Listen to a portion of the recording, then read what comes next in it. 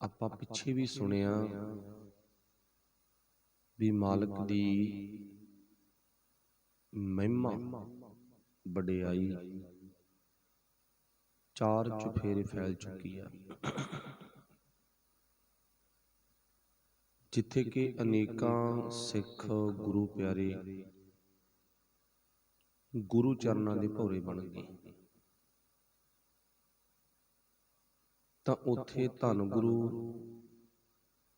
ਅਰਜਨ ਦੇਵ ਮਹਾਰਾਜ ਜੀ ਦੇ ਚਰਨਾਂ ਵਿੱਚ ਭਾਈ ਗੁਰਦਾਸ ਵਰਗੀਆਂ ਮਹਾਨ ਸ਼ਖਸੀਅਤਾਂ, ਭੱਟ ਸਾਹਿਬਾਨ ਉਹ ਵੀ ਪਹੁੰਚੇ। ਆ ਕੇ ਜੋ ਆਨੰਦ ਵੇਖਿਆ, ਜੋ ਆਨੰਦ ਮਾਣਿਆ, ਉਹਦਾ ਬਿਆਨ ਭੱਟ ਸਾਹਿਬਾਨਾਂ ਨੇ ਆਪਣੀ ਰਚਨਾ ਦੇ ਵਿੱਚ ਕੀਤਾ। ਇੱਥੇ ਦੋ ਵਿਚਾਰ ਨੇ,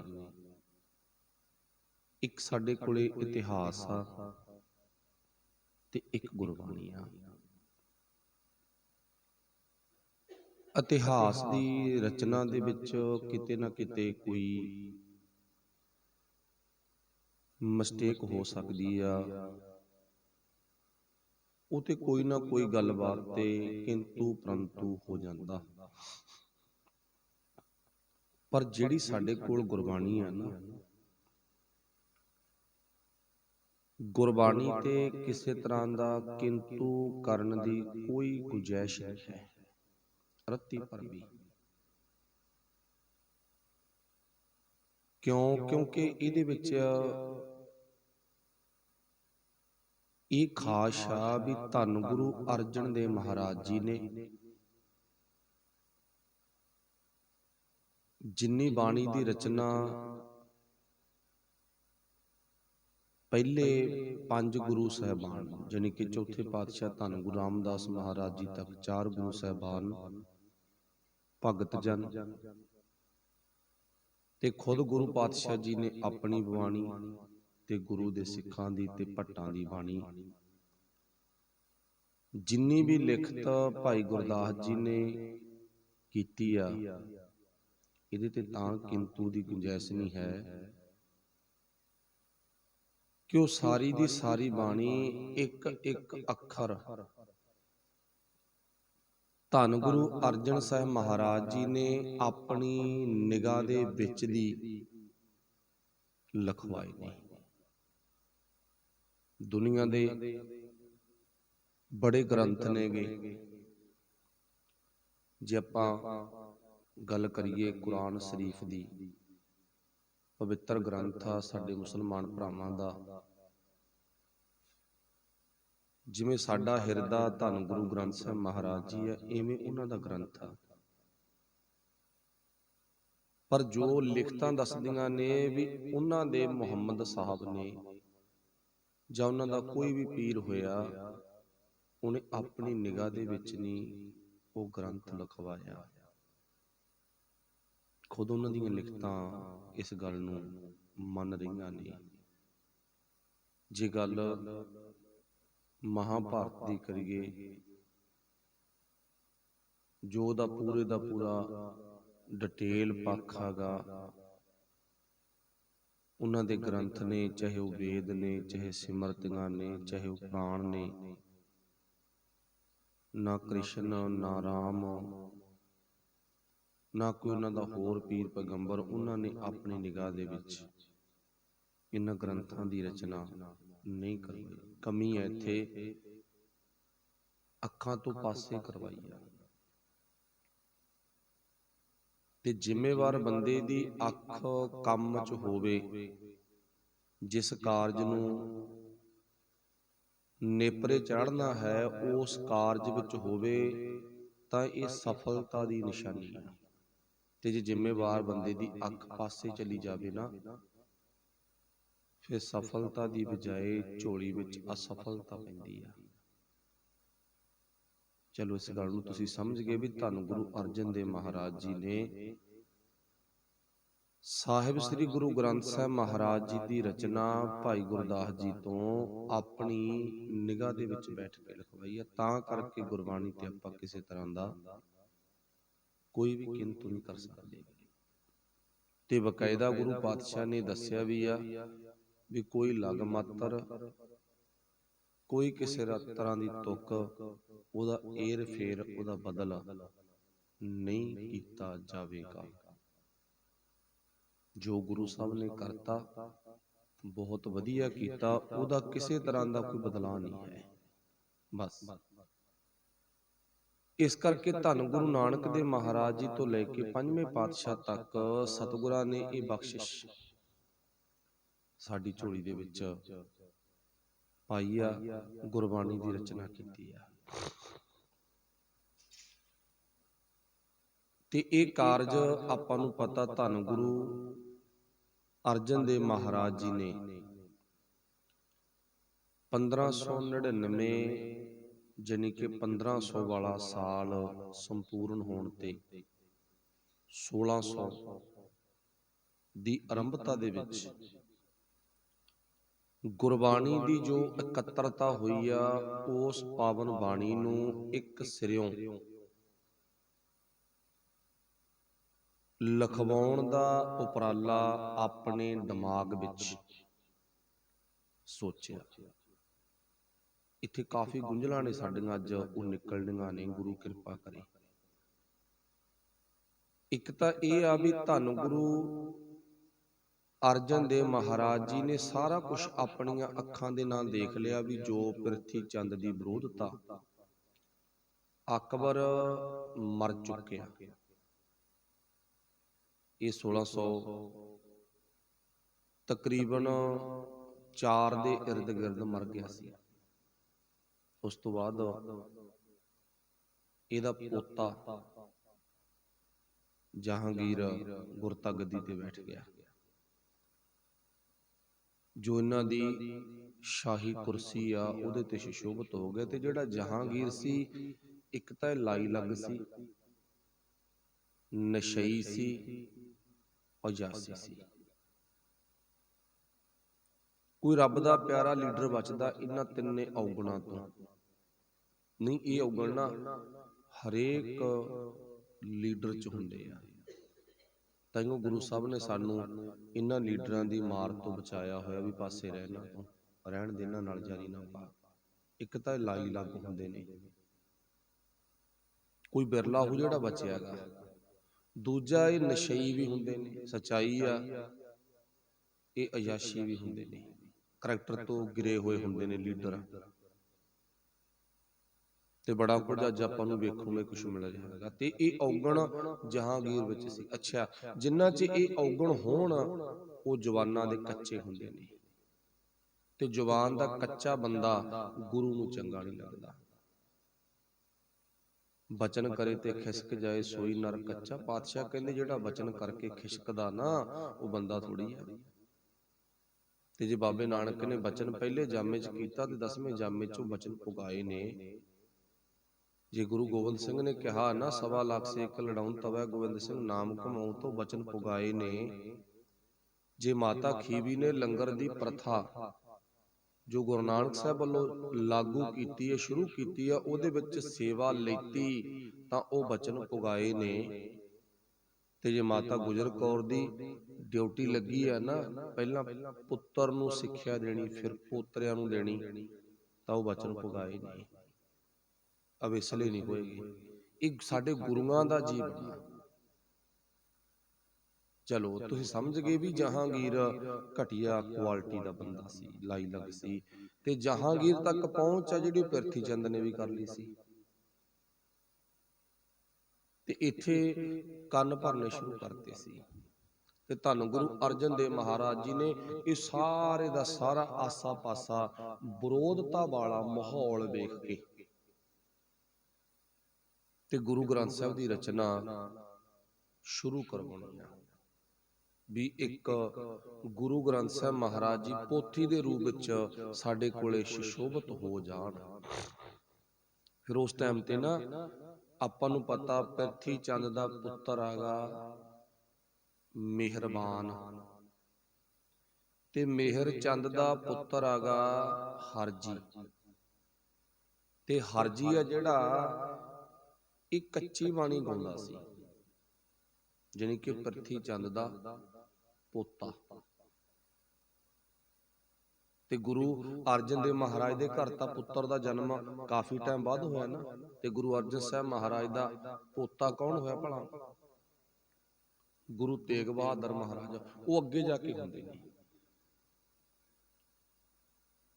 ਤੇ ਇੱਥੇ ਪ੍ਰਿਥੀ ਚੰਦ ਦਾ ਪੋਤਰਾ ਹਰਜੀ, ਉਹ ਆਪਣੇ ਵੱਲੋਂ ਬਾਣੀ ਕੱਚੀ ਲਿਖਣੀ ਆਰੰਭ ਕਰਤੀ। ਉਹ ਕੱਚੀ ਬਾਣੀ ਕਿਹੜੀ ਸੀ? ਇੱਕ ਟੂਕ ਲੈ ਲਓ ਵਿੱਚੋਂ, ਜਿਵੇਂ ਆਪਾਂ ਆਮ ਹੀ ਪੜ੍ਹਦੇ ਹਾਂ ਨਾ, ਨਾਮ ਖੁਮਾਰੀ ਨਾਨਕਾ ਚੜੀ ਰਹੇ ਦਿਨ ਰਾਤ। ਇਹ ਗੁਰਬਾਣੀ ਦਾ ਵਾਕ ਨਹੀਂ ਹੈ, ਇਹ ਕੱਚੀ ਬਾਣੀ ਆ। ਇਹ ਪ੍ਰਿਥੀ ਚੰਦ ਦੇ ਪੋਤੇ ਦੀ ਲਿਖੀ ਹੋਈ ਆ। ਜਾਂ ਆਪਾਂ ਇੱਕ ਬਾਣੀ ਹੋਰ ਵੀ ਸੁਣਦੇ ਪੜ੍ਹਦੇ ਆ। ਵੈਸੇ ਸਾਡੇ ਸਿੱਖਾਂ ਦਾ ਜਿਹੜਾ ਦਿਮਾਗੀ ਸਿਸਟਮ ਆ ਨਾ, ਉਹ ਇੰਨਾ ਕੁ ਪਰਖ ਕਰਨ ਤੋਂ ਖੁੰਝ ਗਿਆ ਵੀ ਅਸੀਂ ਪਾਰਖੂ ਵਰਤੀ ਦੇ ਨਹੀਂ ਬਣ ਸਕੇ। ਅੱਜ ਬੜੇ ਨੇ ਜਿਹੜੇ ਹਨ, ਪਰ ਕੋਸ਼ਿਸ਼ ਇਹ ਹੋਵੇ ਵੀ ਹਰ ਬੰਦਾ ਪਾਰਖੂ ਹੋਵੇ, ਹਰ ਕਿਸੇ 'ਚ ਕਮੀ ਨਾ ਹੋਵੇ। ਬੰਦੇ ਦੀ ਇੰਨੀ ਅੱਖ ਤੇਜ਼ ਹੋਵੇ, ਸੁਰਤ ਦੀ ਅੱਖ, ਵੀ ਬੰਦਾ ਪਰਖ ਕਰਦਾ ਹੋਵੇ। ਗੁਰੂ ਨੇ ਸਾਨੂੰ ਪਾਰਖੂ ਬਣਾਇਆ ਹੈਗਾ। ਤੇ ਇੱਕ ਨਾ ਬਾਣੀ ਆ ਗਈ, ਤੁਸੀਂ ਆਮ ਹੀ ਪੜ੍ਹਦੇ ਹੋ, ਗੁਟਕਿਆਂ ਦੇ ਵਿੱਚ ਆਪਾਂ ਨੂੰ ਮਿਲ ਜਾਂਦੀ ਆ। ਉਹਦਾ ਨਾਮ ਆ ਸੁਖਮਨਾ ਸਾਹਿਬ। ਸੁਖਮਨਾ ਸਾਹਿਬ ਹੈਗਾ, ਤੇ ਸਾਡੇ ਸਿੱਖਾਂ ਨੇ ਉਹਨੂੰ ਮੰਨ ਲਿਆ। ਸੁਖਮਨੀ ਤਾਂ ਪਿੱਛੇ ਛੱਡੀ, ਕਹਿੰਦੇ ਮੈਂ ਤਾਂ ਸੁਖਮਨੇ ਦਾ ਪਾਠ ਕਰਦਾ। ਤੁਸੀਂ ਬੜੇ ਸਿਆਣੇ ਹੋ, ਭਾਗਾਂ ਵਾਲੇ ਹੋ, ਮਾਲਕ ਦੀ ਕਿਰਪਾ ਗੀ। ਤੇ ਨਹੀਂ ਨਾ, ਸਾਡੇ ਸਿੱਖੋ ਸੁਖਮਨੇ ਦੇ ਮਗਰ ਪੈ ਗਏ। ਹੁਣ ਜੇ ਪੁੱਛੀਏ ਵੀ ਕਿਹਦੀ ਰਚਨਾ ਇਹ, ਕਹਿੰਦੇ ਐਂ ਤਾਂ ਪਤਾ ਨਹੀਂਗਾ। ਜਦੋਂ ਸਾਡੇ ਗੁਰੂ ਦੀ ਰਚਨਾ ਨਹੀਂ ਹੈ, ਫਿਰ ਸਾਨੂੰ ਕੀ ਲੋੜ ਆ ਪੜ੍ਹਨ ਦੀ? ਜਾਣਕਾਰੀ ਵਾਸਤੇ ਪੜ੍ਹ ਲੈਣੀ ਕੋਈ ਗੁਨਾਹ ਨਹੀਂ। ਆਪਾਂ ਅਖਬਾਰ ਵੀ ਪੜ੍ਹਦੇ ਆ, ਆਪਾਂ ਇਧਰੋਂ ਉਧਰੋਂ ਹੋਰ ਧਾਰਮਿਕ ਲਿਟਰੇਚਰ ਵੀ ਪੜ੍ਹਦੇ ਆ ਨਾ, ਜਾਣਕਾਰੀ ਵਾਸਤੇ ਪੜ੍ਹ ਲੈਣੀ ਕੋਈ ਗੁਨਾਹ ਨਹੀਂ। ਪਰ ਗੁਰੂ ਦੀ ਬਾਣੀ ਨੂੰ ਪਿੱਛੇ ਧੱਕ ਕੇ ਤੇ ਉਹਦੇ ਨਾਲ ਯਾਰੀ ਪਾ ਲੈਣੀ, ਇਹ ਮਾੜੀ ਆ। ਆਪਣੇ ਮਾਪਿਓ ਨੂੰ ਛੱਡ ਕੇ ਗੈਰਾਂ ਨੂੰ ਮਾਪਿਓ ਬਣਾਉਣਾ, ਇਹ ਭਲੇ ਦੀ ਗੱਲ ਥੋੜੀ ਆ। ਹੁਣ ਇੱਥੇ ਸਾਡੀ ਬਾਣੀ ਕਿਹੜੀ ਆ? ਗੁਰੂ ਗ੍ਰੰਥ ਸਾਹਿਬ ਦੀ ਬਾਣੀ। ਤਾਂ ਧੰਨ ਗੁਰੂ ਅਰਜਨ ਦੇਵ ਮਹਾਰਾਜ ਨੇ ਇਹ ਸਾਰਾ ਕੁਝ ਵੇਖਿਆ ਆਪਣੀਆਂ ਅੱਖਾਂ ਦੇ ਨਾਲ। ਫਿਰ ਉਹਨਾਂ ਨੇ ਇਹ ਸੋਚਿਆ ਵੀ ਕਿਤੇ ਸਿੱਖ ਨਾ ਗਲਤ ਕੱਚੀ ਬਾਣੀ ਦੀ ਮਾਰ ਥੱਲੇ ਨਾ ਜਾਣ, ਕਿਉਂਕਿ ਛੇਵੇਂ ਪਾਤਸ਼ਾਹ ਜੀ ਦਾ ਜਨਮ ਲੇਟ ਹੁੰਦਾ, ਤੇ ਛੇਵੇਂ ਪਾਤਸ਼ਾਹ ਜੀ ਆਪਾਂ ਨੂੰ ਪਤਾ ਜਨਮ ਤੋਂ ਬਾਅਦ ਉਹਨਾਂ ਦੀ ਬਾਣੀ ਵੀ ਗੁਰੂ ਗ੍ਰੰਥ ਸਾਹਿਬ ਦੇ ਵਿੱਚ ਦਰਜ ਨਹੀਂ। ਇੱਥੇ ਇੱਕ ਪ੍ਰਸ਼ਨ ਖੜਾ ਹੋ ਜਾਂਦਾ ਵੀ ਛੇਵੇਂ ਪਾਤਸ਼ਾਹ ਦੀ ਬਾਣੀ ਕਿਉਂ ਨਹੀਂ ਹੈ? ਕਿਉਂਕਿ ਜਨਮ ਲੇਟ ਹੋਇਆ ਨਾ। ਜਦੋਂ ਜਨਮ ਲੇਟ ਹੋਇਆ, ਜਦੋਂ ਤੱਕ ਗੁਰੂ ਸਾਹਿਬ ਨੇ ਵੱਡੇ ਹੋਣਾ, ਉਦੋਂ ਤੱਕ ਇਹਨਾਂ ਨੇ ਗੜਬੜ ਕਰ ਦੇਣੀ ਸੀ। ਇਹ ਤਾਂ ਸਿਆਣੀ ਗੱਲ ਹੈ ਨਾ। ਮੰਨ ਲਓ ਵੀ ਅੱਜ ਕੋਈ ਕੱਲ ਨੂੰ ਆਪਾਂ ਨੂੰ ਪਤਾ ਲੱਗ ਜੇ ਵੀ ਅੱਜ ਤੋਂ 10 ਦਿਨਾਂ ਨੂੰ ਨਾ ਕੋਈ ਗੜਬੜ ਹੋਣੀ ਆ, ਵੀ ਆਪਣੇ ਗੁਰਦੁਆਰਾ ਸਾਹਿਬ ਦੇ ਵਿੱਚ ਨਾ ਕਿਸੇ ਤਰ੍ਹਾਂ ਦੀ ਅੱਜ ਤੋਂ 10 ਦਿਨਾਂ ਤੱਕ, ਮਹੀਨੇ ਤੱਕ, 2 ਮਹੀਨਿਆਂ ਤੱਕ ਕੋਈ ਗੜਬੜ ਹੋ ਜਾਊਗੀ, ਤੇ ਆਪਾਂ ਉਦੋਂ ਪਹਿਲਾਂ ਪ੍ਰਬੰਧ ਕਰਾਂਗੇ। ਵੀ ਉਦੋਂ ਪਹਿਲਾਂ ਨਾ ਪ੍ਰਬੰਧ ਕਰ ਲਓ ਭਾਈ, ਕਿਤੇ ਗੜਬੜ ਹੋ ਗਈ ਤਾਂ ਫਿਰ ਕੀ ਫਾਇਦਾ? ਉਦੋਂ ਪਹਿਲਾਂ ਸੰਭਲ ਜਾਓ। ਤੇ ਗੁਰੂ ਅਰਜਨ ਸਾਹਿਬ ਮਹਾਰਾਜ ਨੇ ਉਦੋਂ ਪਹਿਲਾਂ ਬਾਣੀ ਦੀ ਸੰਭਾਲ ਕਰਤੀ ਸੀ। ਫਿਰ ਉਸ ਤੋਂ ਬਾਅਦ ਧੰਨ ਗੁਰੂ ਹਰਗੋਬਿੰਦ ਸਾਹਿਬ ਮਹਾਰਾਜ ਜੀ ਦੀ ਰਚਨਾ ਨਹੀਂ ਹੈ, ਪਰ ਜੇ ਗੁਰੂ ਹਰਗੋਬਿੰਦ ਸਾਹਿਬ ਮਹਾਰਾਜ ਜੀ ਦੇ ਬਚਨ ਨੇ ਤਾਂ ਉਹ ਅਲੱਗ ਤੋਂ ਨੇ, ਉਹ ਇਤਿਹਾਸਕ ਬਚਨ ਨੇ। ਉਹ ਬਚਨ ਨੇ ਜਿਹੜੇ ਸਾਨੂੰ ਇਤਿਹਾਸਕ ਸਰੋਤ ਮਿਲਦੇ। ਜਾਂ ਆਪਾਂ ਇਉਂ ਵੀ ਕਹਿ ਦਿੰਦੇ ਆ, ਗੁਰ ਬਿਲਾਸ ਪਾਤਸ਼ਾਹੀ ਛੇਵੀਂ ਆਦਿਕ ਰਚਨਾਵਾਂ। ਹੁਣ ਇਸ ਗੱਲ ਨੂੰ ਧਿਆਨ ਨਾਲ ਸਮਝੋ ਵੀ ਧੰਨ ਗੁਰੂ ਅਰਜਨ ਦੇਵ ਮਹਾਰਾਜ ਜੀ ਨੇ ਗੁਰੂ ਹਰਗੋਬਿੰਦ ਸਾਹਿਬ ਮਹਾਰਾਜ ਜੀ ਤੱਕ ਬਾਣੀ ਨੂੰ ਸੰਭਾਲ ਲਿਆ ਸੀ ਜਦੋਂ ਨੂੰ ਉਹ ਵੱਡੇ ਹੋਏ ਸੀ। ਕਿਉਂਕਿ ਦੂਜੇ ਪਾਸੇ ਉਹ ਲੈਣ ਤੁਰੀ ਜਾਂਦੀ ਆ ਜਿੱਥੇ ਕਿ ਪ੍ਰਿਥੀ ਚੰਦ ਅਤ ਦਾ ਵਿਰੋਧੀ ਆ, ਮਿਹਰਬਾਨ ਥੋੜਾ ਜਿਹਾ ਪਾਸੇ ਆ, ਤੇ ਹਰਜੀ ਨੇ ਬਾਣੀ ਦੀ ਕੱਚੀ ਦੀ ਰਚਨਾ ਕੀਤੀ। ਕਿਤੇ ਪ੍ਰਿਥੀ ਚੰਦ ਦੇ ਪੁੱਤਰ ਜਾਂ ਪੋਤਰੇ ਦੀ ਬਾਣੀ ਗੁਰੂ ਗ੍ਰੰਥ ਸਾਹਿਬ ਦੇ ਵਿੱਚ ਕਿਸੇ ਗੱਲ ਤੇ ਐਡ ਨਾ ਹੋ ਜੇ। ਉਦੋਂ ਪਹਿਲਾਂ ਗੁਰੂ ਸਾਹਿਬ ਨੇ ਸਾਰਾ ਸੰਭਾਲ ਲਿਆ ਸੀ।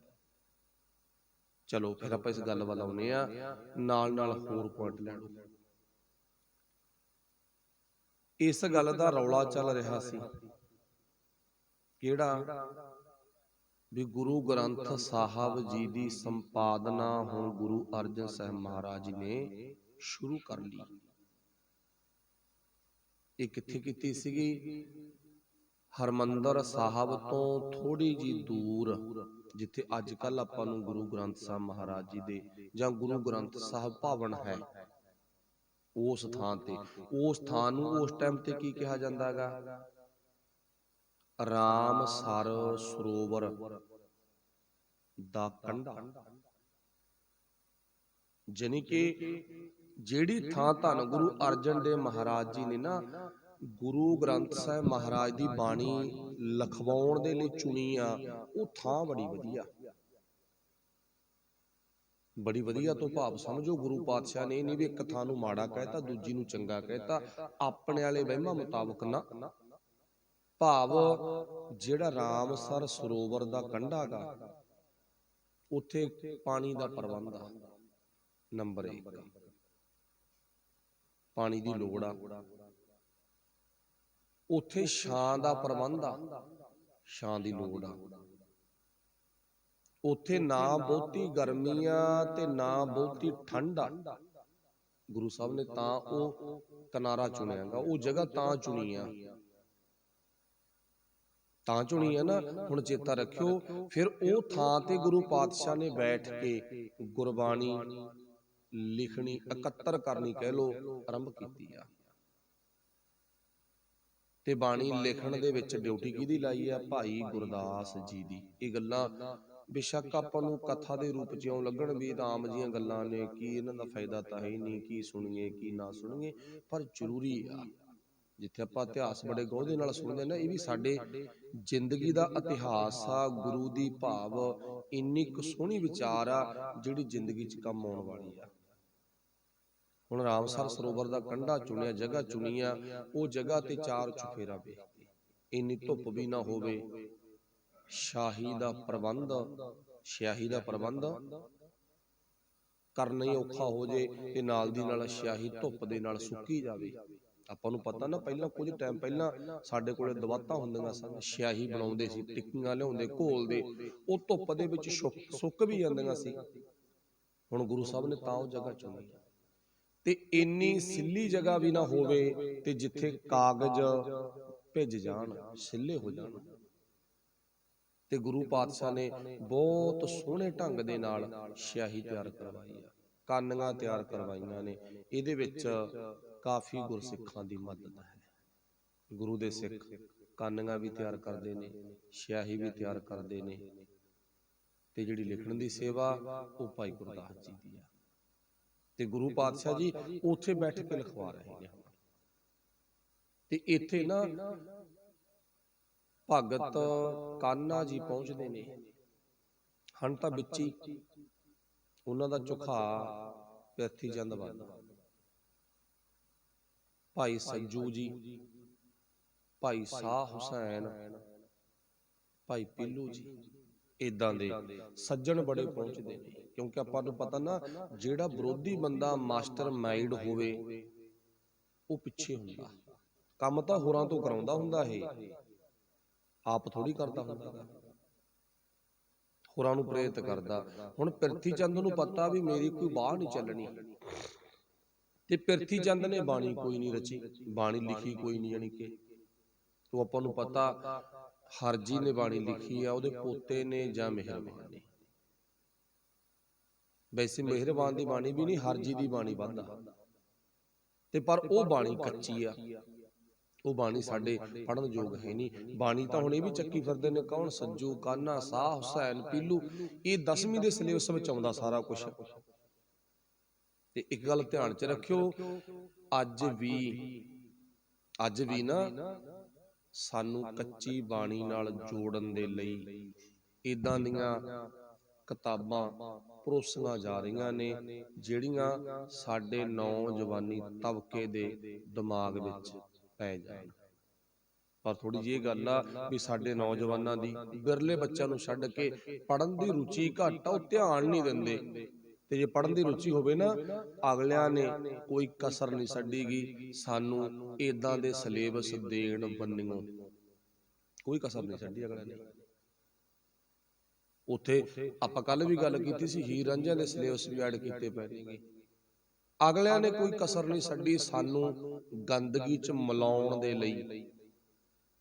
ਤੇ ਦੂਜੀ ਗੱਲ ਨਾ, ਹੈ ਤਾਂ ਸੱਚੀ ਆ, ਬੁਰਾ ਨਾ ਮੰਨਿਓ, ਅੱਜ ਕਾਲਜਾਂ ਸਕੂਲਾਂ ਦੇ ਵਿੱਚੋਂ ਜਿਹੋ ਜਿਹਾ ਕੁਝ ਪੜ੍ਹਨ ਨੂੰ ਮਿਲਦਾ ਨਾ, ਜਿਹੋ ਜਿਹਾ ਕੁਝ ਦਿਖਾਇਆ ਜਾਂਦਾ, ਜਿਹੋ ਜਿਹਾ ਕੁਝ ਸੁਣਾਇਆ ਜਾਂਦਾ, ਭਾਵੇਂ ਪੰਜਾਬ ਦੇ ਸਕੂਲ, ਸਰਕਾਰੀ ਸਕੂਲ ਬਿਨਾਂ ਪੜ੍ਹਾਈ ਤੋਂ, ਬਿਨਾਂ ਚੰਗੇ ਪ੍ਰਬੰਧ ਤੋਂ ਪੂਰੇ ਮਤਲਬ ਇਉਂ ਕਹਿ ਲਓ ਸਾਰੇ ਸੂਬਿਆਂ ਦੇ ਵਿੱਚੋਂ ਪਹਿਲੇ ਨੰਬਰ ਤੇ ਲਿਆਂਦੇ।